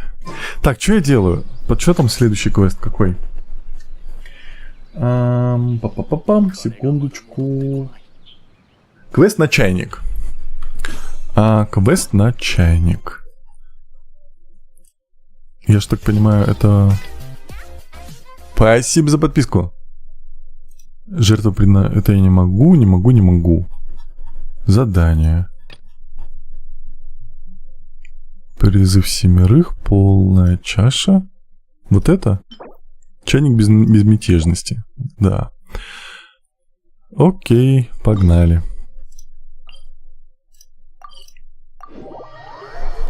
Так вот. Да всем будет резать. Пангуаньо. О, Кирару будет немножко понимать корейский. Я корейский знаю, если будет кривой перевод, то берегитесь. А то, что я страдаю от японского, это ничего, да? И от английского. Английский вообще невозможно слушать. Японский я буквально чуть-чуть понимаю, а на английском они вообще говорят не то, это прям больно. Так, почему игра меня каруселит? Что же делать? Что же делать? Прошу прощения, госпожа Джи Сяо. Да, это я. Чем могу помочь? Здравствуйте, господин король сказал, что вы взяли у него на прокат шпильки. Не могли бы вы их показать? Эти шпильки, я не могу показать, я их потеряла. Я точно не помню, но они всегда были при мне. Я не понимаю, как я могла их потерять. Я ведь даже не успел их поносить. Я дорого заплатила за прокат шпилек. Если мне придется выплатить еще компенсацию, мне не собрать такую сумму. Зачем вам шпильки на прокат? Моя семья тоже занимается полезными ископаемыми, но с тех пор, как разлом был закрыт, наше семейное дело сильно пострадало. У нас много предоплаченных заказов, и чтобы выполнить свои обязательства, нам приходится брать товар у других торговцев. Ты хотела разломать? Через несколько дней состоится большой банкет, на котором будет несколько торговцев рудой. Мне нужно было воспользоваться этой возможностью, чтобы обсудить с ними цены. Я взяла на прокат шпильки, чтобы произвести впечатление. Не хочу, чтобы они смотрели на меня свысока. Но шпильники куда-то делись. Что же теперь делать? Такое ощущение, что пришло время нашего самого любимого эпизода. Здесь я обычно говорю, я помогу тебе. Вы хотите помочь? Я уже просила о помощи гильдии искателей приключений, но от них нет вестей. Подождите. Не надо никуда бежать искать. Госпожа Джи Сяо, позвольте нам сначала взглянуть на контракт. Контракт при мне. Держите. Понятно. Янь Фэй говорила, что она консультант по юридическим вопросам. Как думаешь, она сможет помочь Джи Сяо? Это нечестно по отношению к... Почему нечестно? Честно? Да, может, есть выход, который устроит всех? Ну в смысле, типа обойти его контракт? Я прочитала контракт. Все написано предельно четко. Госпожа Джи Сяо должна заплатить господину Крослю первоначальную стоимость шпиля в качестве компенсации за потерю. Спасибо за подарочек. Жапастик, спасибо. Глич, спасибо. Также в контракте написано, что размер компенсации зависит от рыночной цены. Учитывая ценность изумрудного нефрита, боюсь, что размер компенсации будет еще больше. Так. Прошел сейчас этап ивента с фигурками. Сегодня дали фигурку Чиори и в чайник, но этап в сумерах. Блин, мне сегодня написала Ашанти об этом. Типа, вот, получила фигурку, ты ее сможешь получить. Осуждаю за эту игру. Лед, спасибо за подарочки. Учитывая ценность так, понял. Еще больше? Чисяо вот упадет в обморок. Но предпосылкой для этого является подлинность изумрудного нефрита в шпильках. Можно было сразу об этом сказать. Как определить подлинность, если шпильки потеряны? Неважно, что ты об этом думаешь. Сначала надо найти шпильки. Эти шпильки найдутся, разве не нужно доказать подлинность камня? Если шпильки найдутся, разве не нужно доказать подлинность камня? Да. Все же не хочу вас утруждать. Я потеряла шпильки, поэтому я должна буду выплатить компенсацию по контракту. Но это очень много денег. Какой бы ни была компенсация, я ее выплачу. Наша семья торговцы, мы уважаем волю бога контрактов. Спасибо за подписку. Нужно все рассказать господину Крослю. Я поговорю с ним, а потом мы обсудим размер компенсации. Все верно, это полностью соответствует букве закона. Но сначала я хотела задать вам еще один вопрос. Пожалуйста, подождите минутку. Когда вы впервые дотронулись до шпилек, что вы почувствовали? Что почувствовала? Я помню, что камень в шпильках на ощупь был совершенно гладкий, как нефрит. Моя семья занималась нефритом. Я не могу ошибаться. На ощупь гладкий, нефрит высшего качества. Что такое? Ничего, просто надо кое-что проверить. Пойдемте к господину Крослю. Есть чувство, что он типа продает, а потом сам ворует, и у него какой-то ниндзя есть. Ты можешь добежать до туда обход квестов, если очень надо. А я потом не прошу прощения, я потом не смогу получить, да, уже все, это одноразовая фигня будет. Сейчас надо его напугать. Ага, обосрался? Ой, прости, не того напугал. Прости. Я тебя хотел напугать. Ты обосрался? Он обосрался. Здрасте, дядя Тенра, здрасте. Госпожа Яньфэй, это снова вы, госпожа? Читяо, тоже здесь? Что случилось? Вам понравились шпильки? Раз вы заговорили... Чисяо рассказывает Крослю о шпильке. Потеряла? Вы шутите? Вы знаете, сколько они стоят? Простите меня, я компенсирую все в соответствии с контрактом. Все до последней моры. Мора? Да вы хоть представляете, сколько трудов мне стоило добыть этот изумрудный нефрит? Ладно, не будем об этом, хорошо. Что госпожа Яньфэй здесь? Попросите ее оценить размер компенсации. Хорошо, но прежде чем я смогу дать официальную оценку, мне нужно провести небольшое исследование рынка. Я бы хотела еще кое-что уточнить. Господин Кроссель, вы утверждаете, что шпильки инкрустированы натуральным изумрудным нефритом? Конечно, компенсация за фальшивку в 10 раз больше стоимости изделия. Я поняла. Я проведу исследование рынка и предоставлю вам официальную сумму компенсации, которую госпоже Чин Сяо предстоит выплатить. Пожалуйста, подождите здесь. Я рассчитываю на вас. Компенсация за потерю шпилек должно быть выплачена в полном объеме. Похоже, мне придется найти способ собрать эти деньги.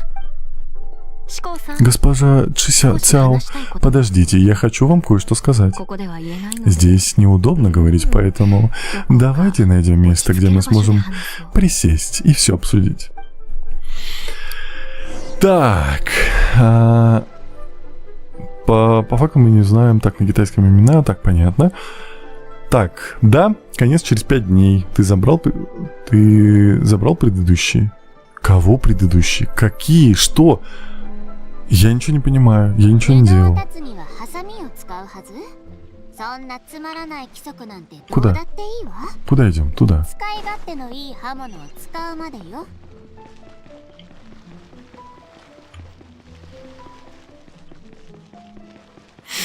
Так, почему ты жителей Снежной не любишь? Я ничего не сделал же. О, вернулся. Она его ждала тогда с Исы. А он приехал. Он, короче, по ночам приходит, пес. Девчонки, вы тоже ждете? Я надеюсь, что ни одного. Ни одного и того же.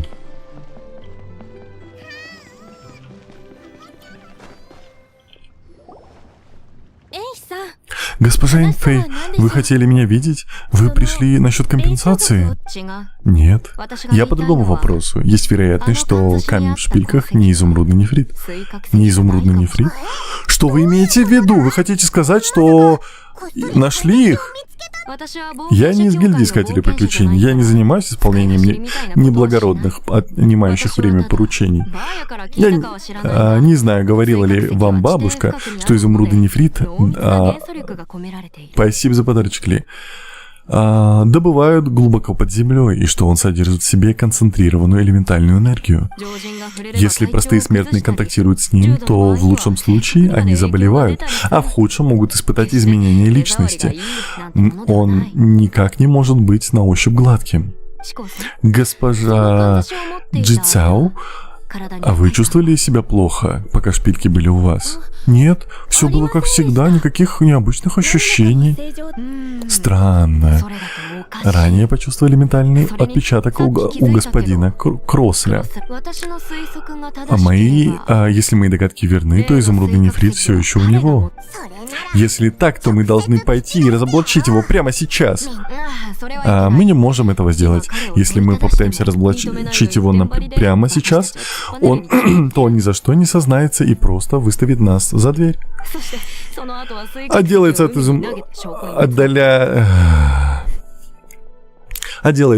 от изумрудного нефрита, выбросив его в море.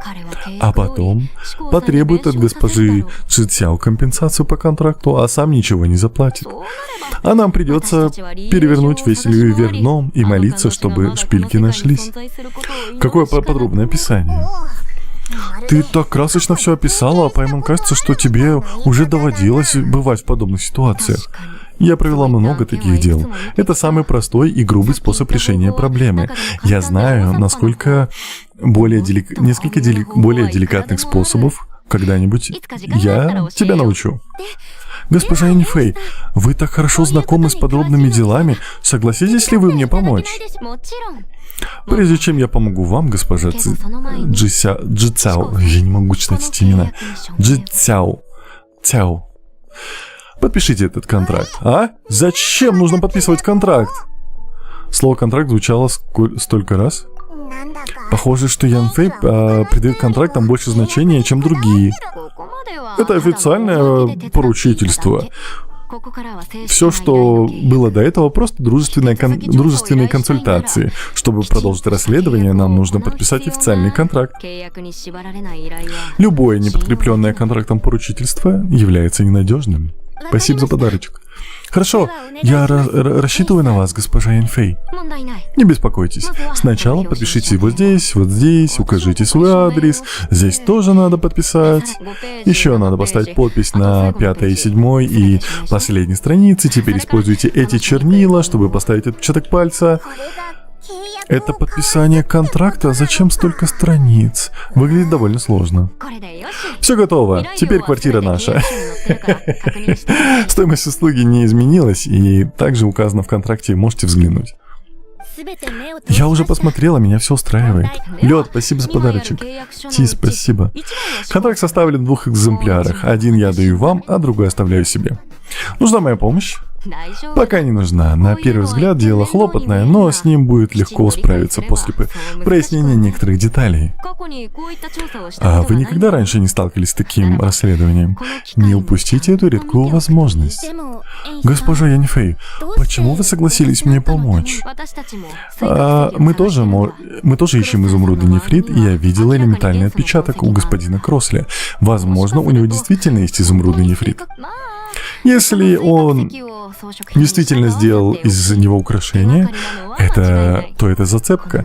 Тогда мы продолжим поиски и найдем изумрудный нефрит. Кроме того, я не люблю людей, которые манипулируют законом в свою пользу. Не будем об этом. Давайте посмотрим. Переработка материалов.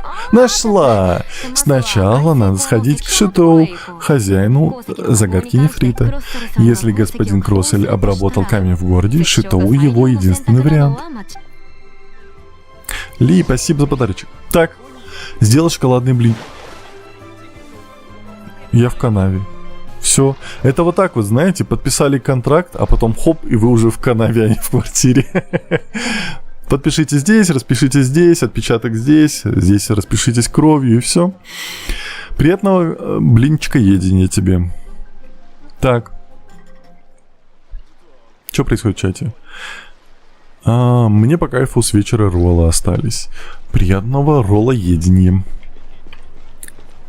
Я в канаве. Хороший контракт, да? Шитоу. Добро пожаловать, дорогие гости. О, госпожа Яньфэй, вы пришли по делу? Уверен, что больше нет ложных обвинений в мошенничестве. Клянусь, я не по этому вопросу. Скажите, последнее время к вам приходил торговец Снежный по имени Кроссель с просьбой обработать руду? Кроссель, торговец Снежную? Знаете что? Я думаю, что Яньфэй, Сэйю Яньфэй, это, русская, либо какая-то русскоговорящая девушка, потому что она говорит Снежная, по сути, без акцента, прям на русском. Спасибо за подарочки, Ли. Припоминаю, он принес кусок руды и сказал, что это изумрудный нефрит. Я никогда раньше не держал в руках изумрудный нефрит, поэтому не могу сказать, был ли он настоящий. Если клиент настаивает, как говорится, клиент всегда прав. Он щедро заплатил, и я обработал его руду по заказу без особых раздумий. У вас случайно не осталось обрезки той руды? Остались. Я никогда раньше не работал с таким материалом, поэтому оставил себе кусочек, чтобы исследовать его хорошенько. Он лежит там. Большое спасибо. Мы посмотрим, с вашего позволения.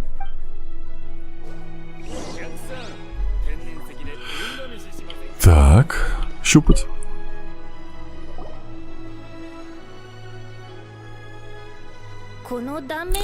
Судя по сечению текстуры, это остатки зеленого нефрита. Зеленого нефрита? Так, нет, не угадал. Сэйю Яньфэй, чистая японка. Блин, она Снежная говорит. Я же не один с ума сошел. Она действительно говорит очень без акцента. Да, этот камень часто встречается и стоит недорого. Обычно используется для создания украшений. Я слышала, что зеленый нефрит — это внешний слой изумрудного нефрита, но это не было доказано. И названия похожи. Если не верите, их можно проверить на наличие элементальной энергии. В зеленом нефрите ее быть не должно. Тогда надо использовать чувство стихии. Ну как, нашла? Я не вижу здесь элементального отпечатка. Действительно другой. Удивительно, что госпожа Чисяо смогла увидеть разницу, просто посмотрев на кусочки камня. В этом нет ничего удивительного, просто я очень часто сталкиваюсь с ним. Почему Шитоу не смог их отличить? Эти камни очень похожи. Тому, кто мало знает об этих камнях, очень сложно быстро их отличить. Их названия похожи, но цена на рынке отличается, как небо и земля. Но они все плюс-минус норм говорят Снежная. Ну вот, допустим, вот этот чувак нет, они прям говорят Снежная, вот так. 5 минут и будем. Тенра заметил у Яньфэй рожки? Что? Рожки? Подожди. Она кролик с рожками, не помню, как называют таких. К тому же цена обработки тоже будет значительно отличаться. Вот это ушки? Рожки? Это рожки назад идут? Подожди. Давайте вернемся к нашей теме. Сегодня мы расследуем другое.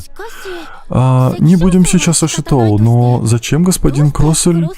Необычные действия имеют необычные причины. Давайте вернем эти остатки Шитоу. Вот.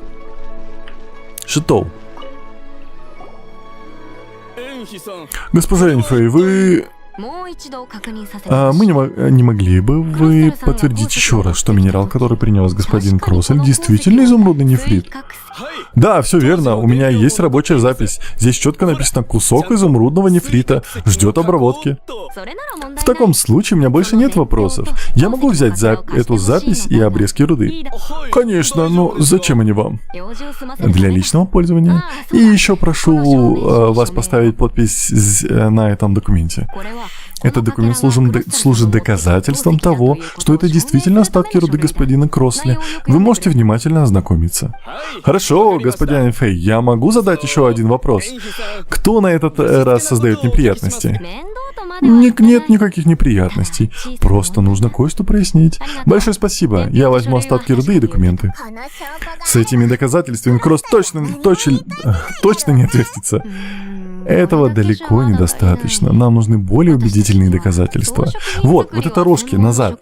Честно говоря, ты чё? Чтобы изготовить украшение, нужен профессиональный ювелир. Дайте подумать. Украшение. Где же оно? Нашла. Госпожа Сэнси помогает находить ювелиров. Пойдемте к ней. Ты так легко все находишь, откуда у тебя столько знакомых? Каждый день ко мне обращается много людей по юридическим вопросам. Вы знаете, что Лиюэ — город контрактов. В этом городе правит закон. Но законы, созданные волей небес, слишком сложны. Как сказать? Их трудно читать, и невозможно прочитать их все. Поэтому люди с радостью обращаются за помощью и консультацией по юридическим вопросам вроде меня. Юридическая консультация? Ну разве закон не сложен, трудно читать и невозможно понять? Это не проблема, я выучила наизусть весь свод законов. Весь? Это базовые знания консультанта по юридическим вопросам, не стоит удивляться. Это все способности адептов. Это не имеет никакого отношения к адептам, мне просто нравится читать. А она вновь говорит об этом в такой обыденной манере. Пойдемте найдем госпожу Сэнси. Так вот. Фокс, я сейчас из-за тебя пойду все стандарты сливать, чтобы выбить. Я не посмотреть, так ли это. Так, во-первых, не ругайся. Во-вторых, сейчас я посмотрю. У нее созвездие в виде кролика, можешь посмотреть. Она у меня есть, да, я могу себе позволить. Вот она. Я не Фэй. Но это действительно рожки, но на самом деле они идут в бок, оленьи рожки получаются. Я думал, это какой-то просто аксессуар. Созвездие. Нет, это не кролик, это же олень. Это маленький олененок, алло. Это олененок, вот глаз, вот его рожки, вот копыта, хвостик. Это олененок. Ты же по сюжету знаешь, что она полуадепт. Да, знаю. Ну, и у нее отец был адептом, мать обычная. Они приехали, поженились, им позволил это сам Геоархонт и так далее. Всех персонажей у меня она есть. Зачем? Доверяй, но проверяй. Тоже верно. У меня стол завален плюшками, котейками и акулами плюшевыми. Прикольно. Мне только ее для full 4 звезд персов не хватает. Ничего себе. Так, их можно крутить. Ну, посмотрю. Тенор ты будешь крутить? Буду крутить. Под конец стрима. Кстати, он уже скоро будет. Люблю Яньку. Да, она очень красивая, кстати, мне тоже нравится. И прикольная, на самом деле, получается, как персонаж. Ну, как личность. Я перепутал, ладно. Ну, все равно олень. Какая разница, олененок. Это же Бэмби, да. Так. При этом у нее чешуйки на руках. Что? Си.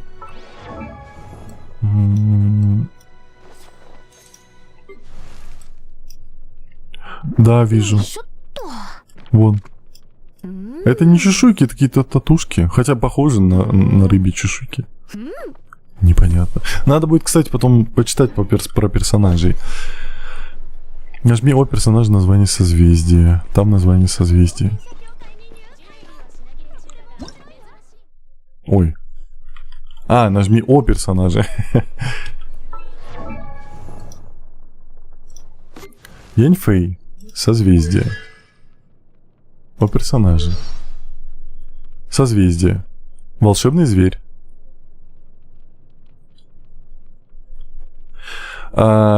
Известный консультант по юридическим вопросам из Лиюэ. Проницательная девушка, в чьих венах течет кровь божественного зверя. Подождите. Ее... Может быть, ее отец был олень? Внезапно. Желаю удачи на молитву. Спасибо большое. Я посмотрел. Госпожа Яньфэй, что случилось в прошлый раз клиент? С тем клиентом все улажено. На этот раз я пришла спросить кое о чем. Скажите, к вам приходил торговец по имени Кроссель с просьбой свести его с ювелиром? Кроссель. Сейчас. Тихо. Снежная? Она, видишь, тоже с акцентом говорит. Торгуется Снежной. Да, был такой. Он принес кусок руды и сказал, что это изумрудный нефрит. Он дал мне довольно сложный чертеж шпилек. Я потратила немало времени, чтобы найти подходящего мастера. В конце концов, я нашла старого ювелира, который все сделал в точности по его проекту. Этот заказ затянулся надолго и был закончен совсем недавно. Поэтому я его так хорошо помню. Похоже, что здесь можно найти доказательства. Госпожа Сэнси, я бы хотела, чтобы вы еще раз подтвердили, когда господин Кроссель поручил вам найти ювелира, он утверждал, что материал, который он отдал вам в тот день, называется изумрудный нефрит. Ошибки быть не может. На изготовление шпилек ушло много дорогостоящего материала, и стоимость работы вышла высокой, поэтому нам пришлось оформить эту сделку в департаменте по делам граждан. Господин Кроссель был не очень хорошо знаком с необходимыми процедурами, поэтому я подала бумаги от его имени. Спраут, спасибо за подарочек. Импичка, спасибо за подарочек. Я специально оставила копию, посмотрите на название шпильки. Фениксы, близнецы в изумрудных облаках. Зарегистрированная вставка изумрудный нефрит. На документе стоит печать Департамента по делам граждан. Могу я одолжить этот документ? Разумеется, этот документ здесь бесполезен. Вас кто-то беспокоит? Ничего страшного, просто небольшие проблемы. Я верну вам документ, как закончу. Большое спасибо. Почему у всех такая первая реакция? Возможно, это и есть суть работы консультанта по юридическим вопросам. Итак, мы собрали почти все доказательства. Осталось сходить к господину Баю в хижину Бубу. Тот странный парень со змеей на шее, зачем он нам? Он единственный человек, который сможет дать заключение о том, что изумрудный нефрит вреден для здоровья. Как только мы получим заключение, мы сможем завершить это дело. Понял? Ну что ж, значит, Сэйю Яньфэй получает плюс в карму и профессионализму. Да, какая она умничка, согласен. Так, доброго дня, МП. Здрасте всем. Здрасте, что-то происходит, какое-то общение печенья, я не виноват. Так, бежим. Сейчас мы все узнаем, сейчас мы воткнем этого засранца, потому что он засранец. Мы таких втыкаем. Я так пить хочу, с одной стороны, а с другой стороны, уже конец стрима. Потерплю. Все, я забуду от вашего этого всего этого. Что случилось? Кто лед обижает? Я сейчас всех забулю, алло. Я вас сейчас всех забулю, не трогайте ее. Байджоу. Кого я вижу? Чем я обязан такому удовольствию? Если вы ищете Цици, то она ушла собирать травы. Госпожа Яньфэй, премного рад. Что вас привело сюда? Опять какие-то шарлатаны торгуют неэффективными лекарствами? Нет, я хотела спросить, знаком ли вам изумрудный нефрит? Изумрудный нефрит? Да, о нем упоминается в шестом комментарии к 7 горным трактатам.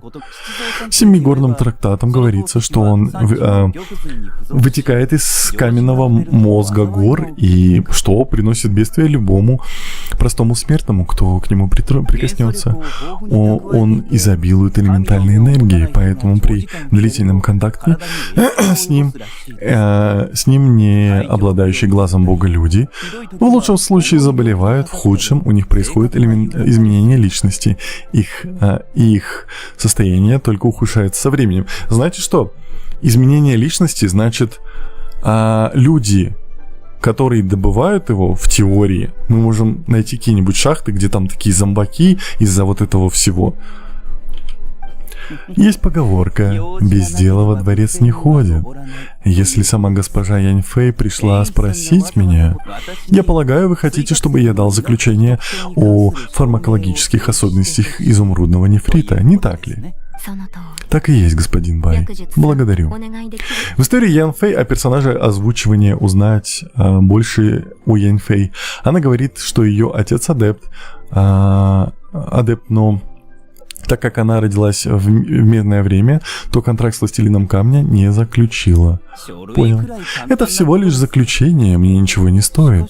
Но кроме вас ко мне никто не приходил, не приходил торговцев из Снежной. Но кроме вас ко мне приходил торговец из Снежной, чтобы спросить об изумрудном нефрите. Получив ответ, он был очень разочарован. Не знаю, чем сейчас занята госпожа Яньфэй, но интересно, имеет ли это отношение к торговцу из Снежной? Вы не должны беспокоиться об этом, господин Бай. Спасибо за заключение. Я приду чуть позже еще раз вас поблагодарить.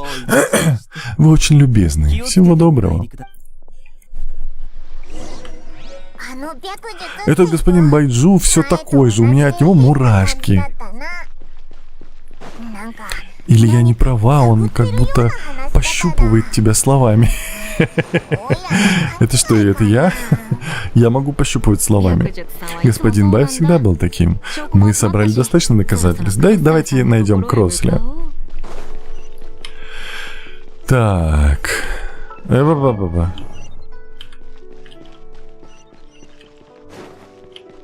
Вот. Я тоже прошла это задание и получила Чиори. Ой, идите засранцы все. Меня реально все булят. Я залет и двор, как говорится, в упор. Кинула заявку. Окей. У меня есть Фурина. А у меня вроде нет. Я не знаю. Не, Кроссель. Госпожа Яньфэй, вы закончили исследование? Готовы назвать размер компенсации? Да, исследование закончено. Я готова назвать размер компенсации. Замечательно. Тогда, пожалуйста, окажите честь. Конечно, согласно условиям контракта. Господин Кроссель, вы должны заплатить госпоже Чицяо первоначальную цену в 10-кратном размере. Хорошо. Что? Я должен заплатить ей? Госпожа Яньфэй, вы не ошиблись? Никакой ошибки. По результатам моего исследования и согласно собранным вещественным доказательством, камень, который, как утверждалось, является изумрудным нефритом и вставлен в шпильки, фениксы-близнецы в изумрудных облаках, которые вы дали на прокат госпоже Чицяо, на самом деле является зеленым нефритом. В контракте четко прописана компенсация за фальшивку в 10 раз больше стоимости изделия. Вы должны выплатить госпоже Чицяо первоначальную цену в 10-кратном размере. Вещественные доказательства? Какие еще вещественные доказательства? Вы не можете меня так обвинять. Я потратил огромную сумму, чтобы получить этот изумрудный нефрит, а вы утверждаете, что камень в шпильках фальшивка? Какие ваши доказательства? Тут не хватает мема с Арнольдом Шварценеггера. Какие ваши доказательства? Только показания эксперта, участвующего в переработке руды, могут служить авторитетной оценкой подлинности. Путешественница, пожалуйста, покажи доказательства, о которых идет речь. Из загадки нефрита. Ювелирный дом Бубу. Загадки нефрита. Это протокол обработки и загадки нефрита с образцами каменной крошки и сертификационная документация на камень, подписанная владельцем бизнеса Шитоу. Даже владелец бизнеса не может сказать, что этот изумрудный нефрит или что это изумрудный нефрит или зеленый нефрит. Как это может что-то доказать? Еще раз, зеленый нефрит это внешний слой изумрудного нефрита. Я попросил его разделать и достать изумрудный нефрит. Некоторые образцы зеленого нефрита остались в магазине. Что, я что-то упускаю? Это необоснованное утверждение. У вас тоже нет доказательств того, что моя руда фальшивка. Вы ведь говорили о доказательствах? Похоже, наше доказательство его совсем не убедило. Он хорошо подготовился. Что нам делать дальше? Важные улики. Что-то юридически необратимое. У нас есть доказательства. Так, показать доказательства из ювелирного дома Минсин. Этот документ доказывает, что мои шпильки настоящие, не так ли? В конце концов, это печать департамента. Она показывает, что камень в шпильке действительно изумрудный нефрит. Второе доказательство тоже не сработало, и этот парень становится агрессивнее с каждой секундой. Возможно, вы правы. Может быть, шпильки все-таки настоящие. Конечно, я прав. Вот сколько доказательств подтверждают это. Подождите минутку, я припоминаю еще одно последнее доказательство. Путешественница, окажи нам честь. Это служит решающим доказательством. Показать доказательства из хижины Бубу. Это... В 7 горных трактатах говорится, что он вытекает из каменного мозга гор и приносит бедствие любому простому смертному, кто к нему прикоснется. В лучшем случае они заболевают, в худшем у них происходит изменение личности, и их состояние только ухудшается со временем. Господин Кроссель, вы знали об этих свойствах изумрудного нефрита? Я не знал. Не знали? Я допускаю, что вы это не знали. Тем не менее, вы дали на прокат такую опасную вещь. Это уже входит в компенсацию Департамента по делам граждан, верно? При расследовании Департамент по делам граждан примет во внимание то, что вы не знали о свойствах изумрудного нефрита. Не волнуйтесь, господин Кроссель. Я беспристрастно передам все доказательства в Департамент по делам граждан. Когда Департамент по делам граждан начнет расследование, вас пригласят принять в нем участие. Что? Подождите, я не знал. Вы не знали о свойствах изумрудного нефрита? Нет, другое, я не знал, что шпильки не настоящий изумрудный нефрит. В таком случае, господин Кроссель, вам нужно выплатить госпоже Чицяо компенсацию в 10-кратном размере от первоначальной цены. Господин Кроссель, каков ваш ответ? Мы с моей доверительницей ждем. Янь Фэй внезапно стала такой сильной. Ее как будто подменили. Речку, спасибо за подарочки. Я признаюсь, в шпильках был вставлен зеленый нефрит. Мне тоже очень не повезло. Я потратил много денег, купив маленький кусочек изумрудного нефрита. И я планировал сделать хорошее украшение, чтобы заработать немного денег. Но после того, как я получил его, мне стало очень плохо. Несколько дней я не мог ни спать, ни есть. Кроме того, я все время чувствовал тревогу. В хижине Бубу я узнал, что этот камень оказывается сильное влияние на человека. Получается, что я зря потратил очень много денег. Почему я решил сделать шпильки с зеленым нефритом, который очень похож на изумрудный нефрит? Настоящий изумрудный нефрит я положил в специальный ящик и больше не трогал. Я боялся, что другие узнают эту тайну, поэтому решил не продавать шпильки, а только давать на прокат. Первым клиентом была госпожа Чи Цяо, и в итоге она их потеряла. Почему тогда вы хотели, чтобы госпожа Чи Цяо выплатила такую большую компенсацию? Да, почему? Это ведь подделка! Я не знаю. Когда я покупал изумрудный нефрит, мои знакомые торговцы знали, что я покупаю его. Они наблюдали за мной, чтобы я увидел, сколько денег я заработаю.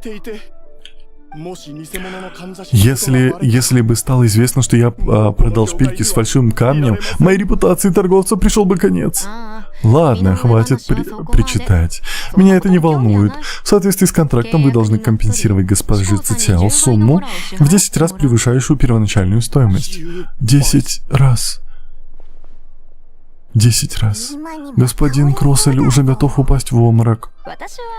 И я, согласно контракту, подписанному госпоже Чисяо, я должна получить 20% от этой суммы.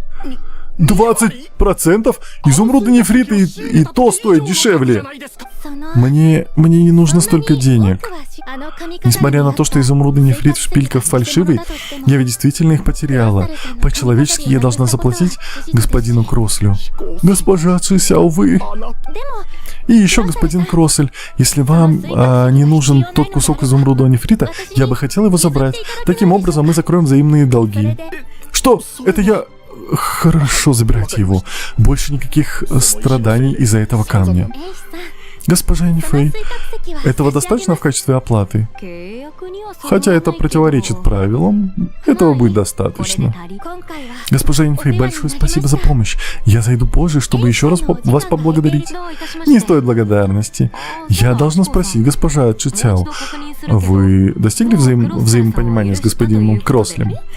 Да, мы достигли взаимопонимания. Хорошо, господин Кроссель, моя доверенница прощает вас. Да, хорошо. Кроме того, господин Кроссель, я бы хотела обсудить с вами дальнейшее сотрудничество. Судя по вашим шпилькам, вы очень хорошо разбираетесь в ювелирном дизайне. Моя семья, в свою очередь, занимается продажей минералов. У нас есть очень красивые экземпляры. Если мы сможем соединить воедино ваш дизайн и наши камни, то мы смогли бы построить хороший бизнес. Это мне нужно подумать. После компенсации добро пожаловать в канал.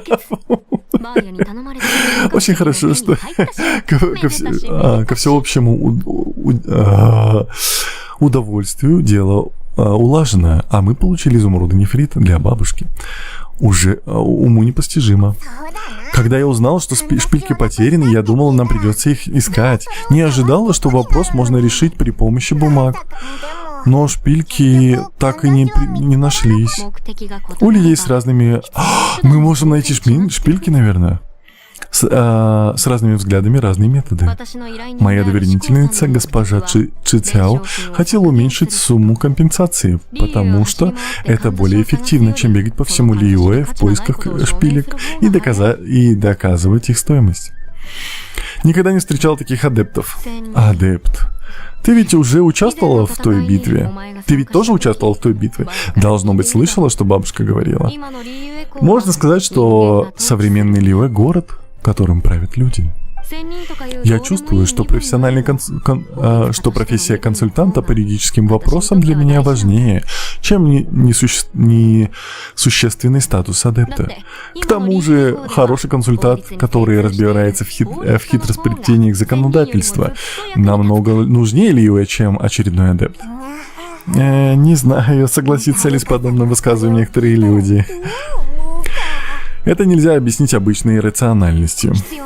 Все материалы найдены. Пойдемте к бабушке. Она наверняка заждалась. Здрасте, как вы? Здрасте, все нормально, как вы? Ужу не можу стима. Так. О, это же задание для открытия той штуки.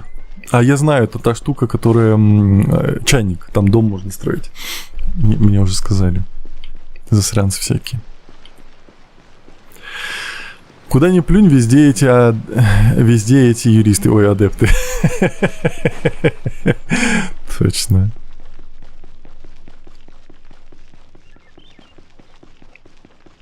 Так, бабуль. Мадам Пин. Вы вернулись. Удалось найти изумрудный нефрит. Да, все благодаря Янь Фэй. Очень хорошо. Этот материал очень важен. Бабушка, если у вас есть все необходимое, я бы хотела вернуться к своим клиентам. Ох уж этот ребенок, ступай, бабушка сделает все остальное.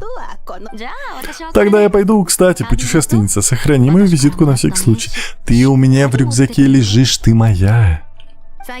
Я изучаю законы, а других народов тоже. Если у тебя будет когда-нибудь возникнуть проблемы с законом, приходи сразу ко мне. Постоянные клиенты тоже получают скидки. Ох уж этот ребенок, ступай уже.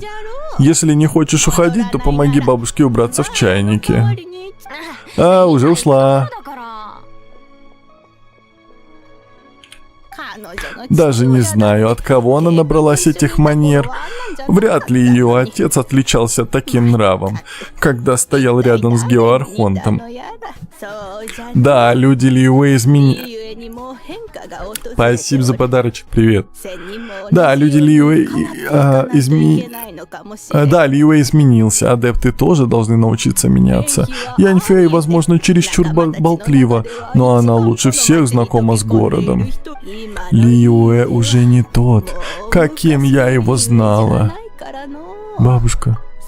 Хорошо, давайте не будем об этом. Возвращаемся к теме. Я считаю, что все еще должна тебе маленький подарок. О, Пайман так взволнована. Как это делается? А это долго?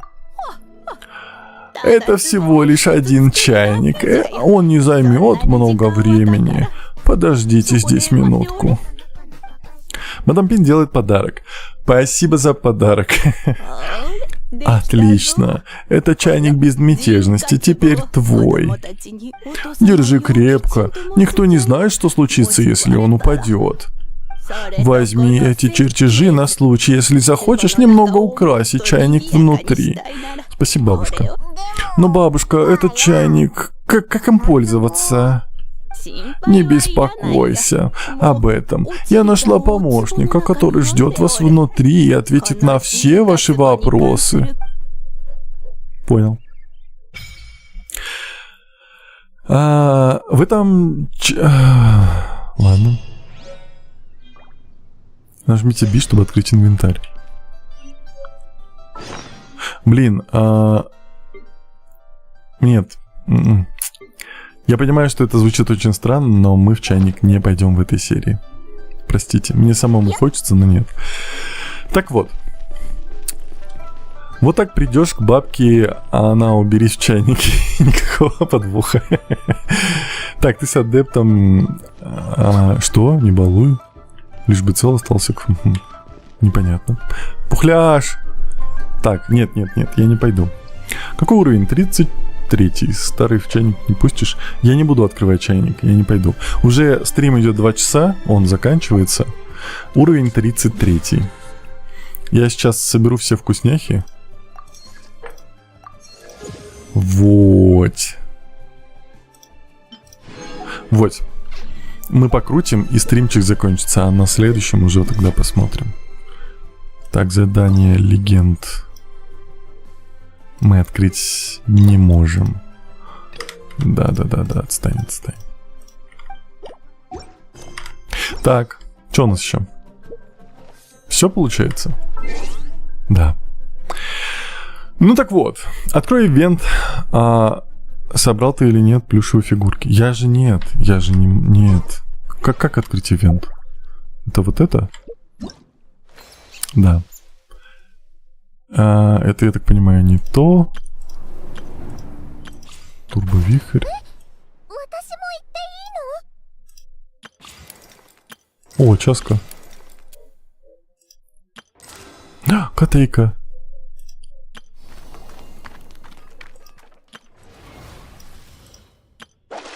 У меня нету. Первая?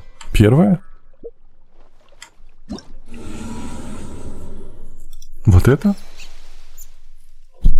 Так, задание.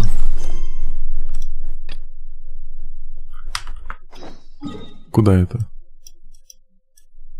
В Манштадт?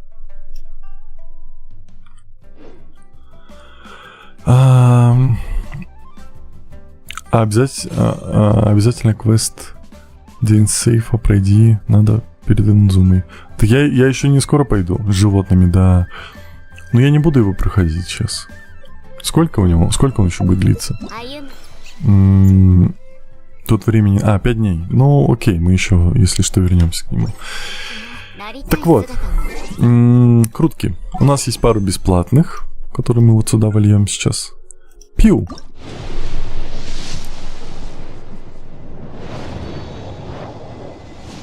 Нет, оно тебе покажет, где точка. Черная кисть. Его можно хоть в последний день разом пройти, окей. Он вроде в Ливе начинается. Меня отправил туда. Предвестник зари. Знаете что? Подождите, пока мы не крутанули. Там правда, всего 3 крутки. Надо же, наверное, сдать квесты я могу. 誰も私に指し Подожди, а как? なんかできないわ Вот это? Это БПшка. Вот это. Поручение. Вот. Надо Катерине матери зайти, сказать: мать, не хочу к этой Катерине. Хочу к этой. Не то. Вот так. Тенера, завтра стрим во сколько? Я сделаю анонс в телеге. Я сказать пока не могу. В Ливе начинается самое первое. Пишет Кирару. О, Катерина. К звездам и к безднам. Добро пожаловать в гильдию искателей приключений. Мы недавно получили поручение от Ассоциации рыболовов. Они утверждают, что рыба в близлежащих водоемах стала странно себя вести. Но в чем конкретно проблема, они не уточнили. Сможете помочь? Думаю, что для вас никакая проблема не представит сложностей. Ассоциация рыболовов, тех самых рыболовов, каких? Тех рыболовов? Не очень поняла. Вы про каких именно рыболовов? Ах, ассоциация рыболовов. Ассоциация рыболовов звучит как ассоциация, которая ловит много вкусной рыбы. Давайте не будем тратить время и пойдем и скорее все проверим. Хе-хе-хе. Так, подожди, я не за этим пришел. 星と親友を К звездам и безднам. Добро пожаловать в гильдию искателей приключений. Награды. 今日の依頼を達成しましたね Гильдия благодарит тебя за выполненные поручения. Вот твоя награда. Бум. Так, 星と親友を目指せ награды ранга приключений. Забрать. О, еще одна круточка. Угу. 星と親友を目指せ Так, экспедиции. Получить все. Повтор. Вот. Там задание. Мне кажется, по всему того, это будет идти. У тебя красивый голос за экраном. Что? Спотик, привет. Скажи импичке, чтобы не отправлял ссылки на твой стрим. Импичка, успокойся. Так вот, крутки. Еще одна. Бум.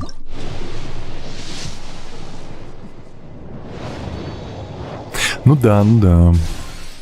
Дубина переговоров. Ой, а мы можем, получается, еще одну. Давайте сразу сделаем вот так. Так, это мы не можем. Вот это мы можем. Вот, у нас 4 крутки есть. Пиу. Света нет, спасите. Беда. О, сахароза. Серьезно, церемониальный лук. За что хейт? А как без дубины перен? Что? Эпос о драконоборцах.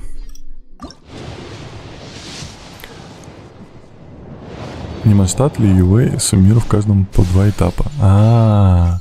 Рогатка. Последняя крутка. Сейчас капридины нет. Она не выпадет. Если честно, я даже не хочу эпос о драконоборцах. Я ее даже не хочу. Я бы ее взял просто, чтобы она была. Но вот что прям я ее хочу, у меня такого нету. Я ее все равно не буду брать в Waifu Gaming, потому что она такой персонаж. Я посмотрел, как играет Макс Газ. Она просто занимает на себя все время, потому что она постоянно в бою. А это немножко не то, что я хочу. Ладно, чатик. Ну что ж. Вот. Чори улыбается, значит, у вас все будет хорошо. Всем большое спасибо за ваши подарки, за ваши лайки и подписки. И самое главное, спасибо, что провели это время со мной. Что ж, как всегда на прощание. Нарара. Пишите пока мне, пишите пока чатику, и я выключаюсь. Тогда лучше не крути ее, а там сахароза падает, мне норм. Деда тоже не хочу. Ну так, я могу его выбить, между прочим, даже может в отряд добавить. А Тедра любит револьверные отряды. Да. Уже не улыбается, ну потому что надо было ловить момент. Уже все. Уже улыбки нету, потому что надо было ловить момент. Вы думали, она весь день вам будет улыбаться? Оло. Ладно, все. Всем пока. Так, YouTube, Twitch. Вам, как всегда, отдельное пока-пока.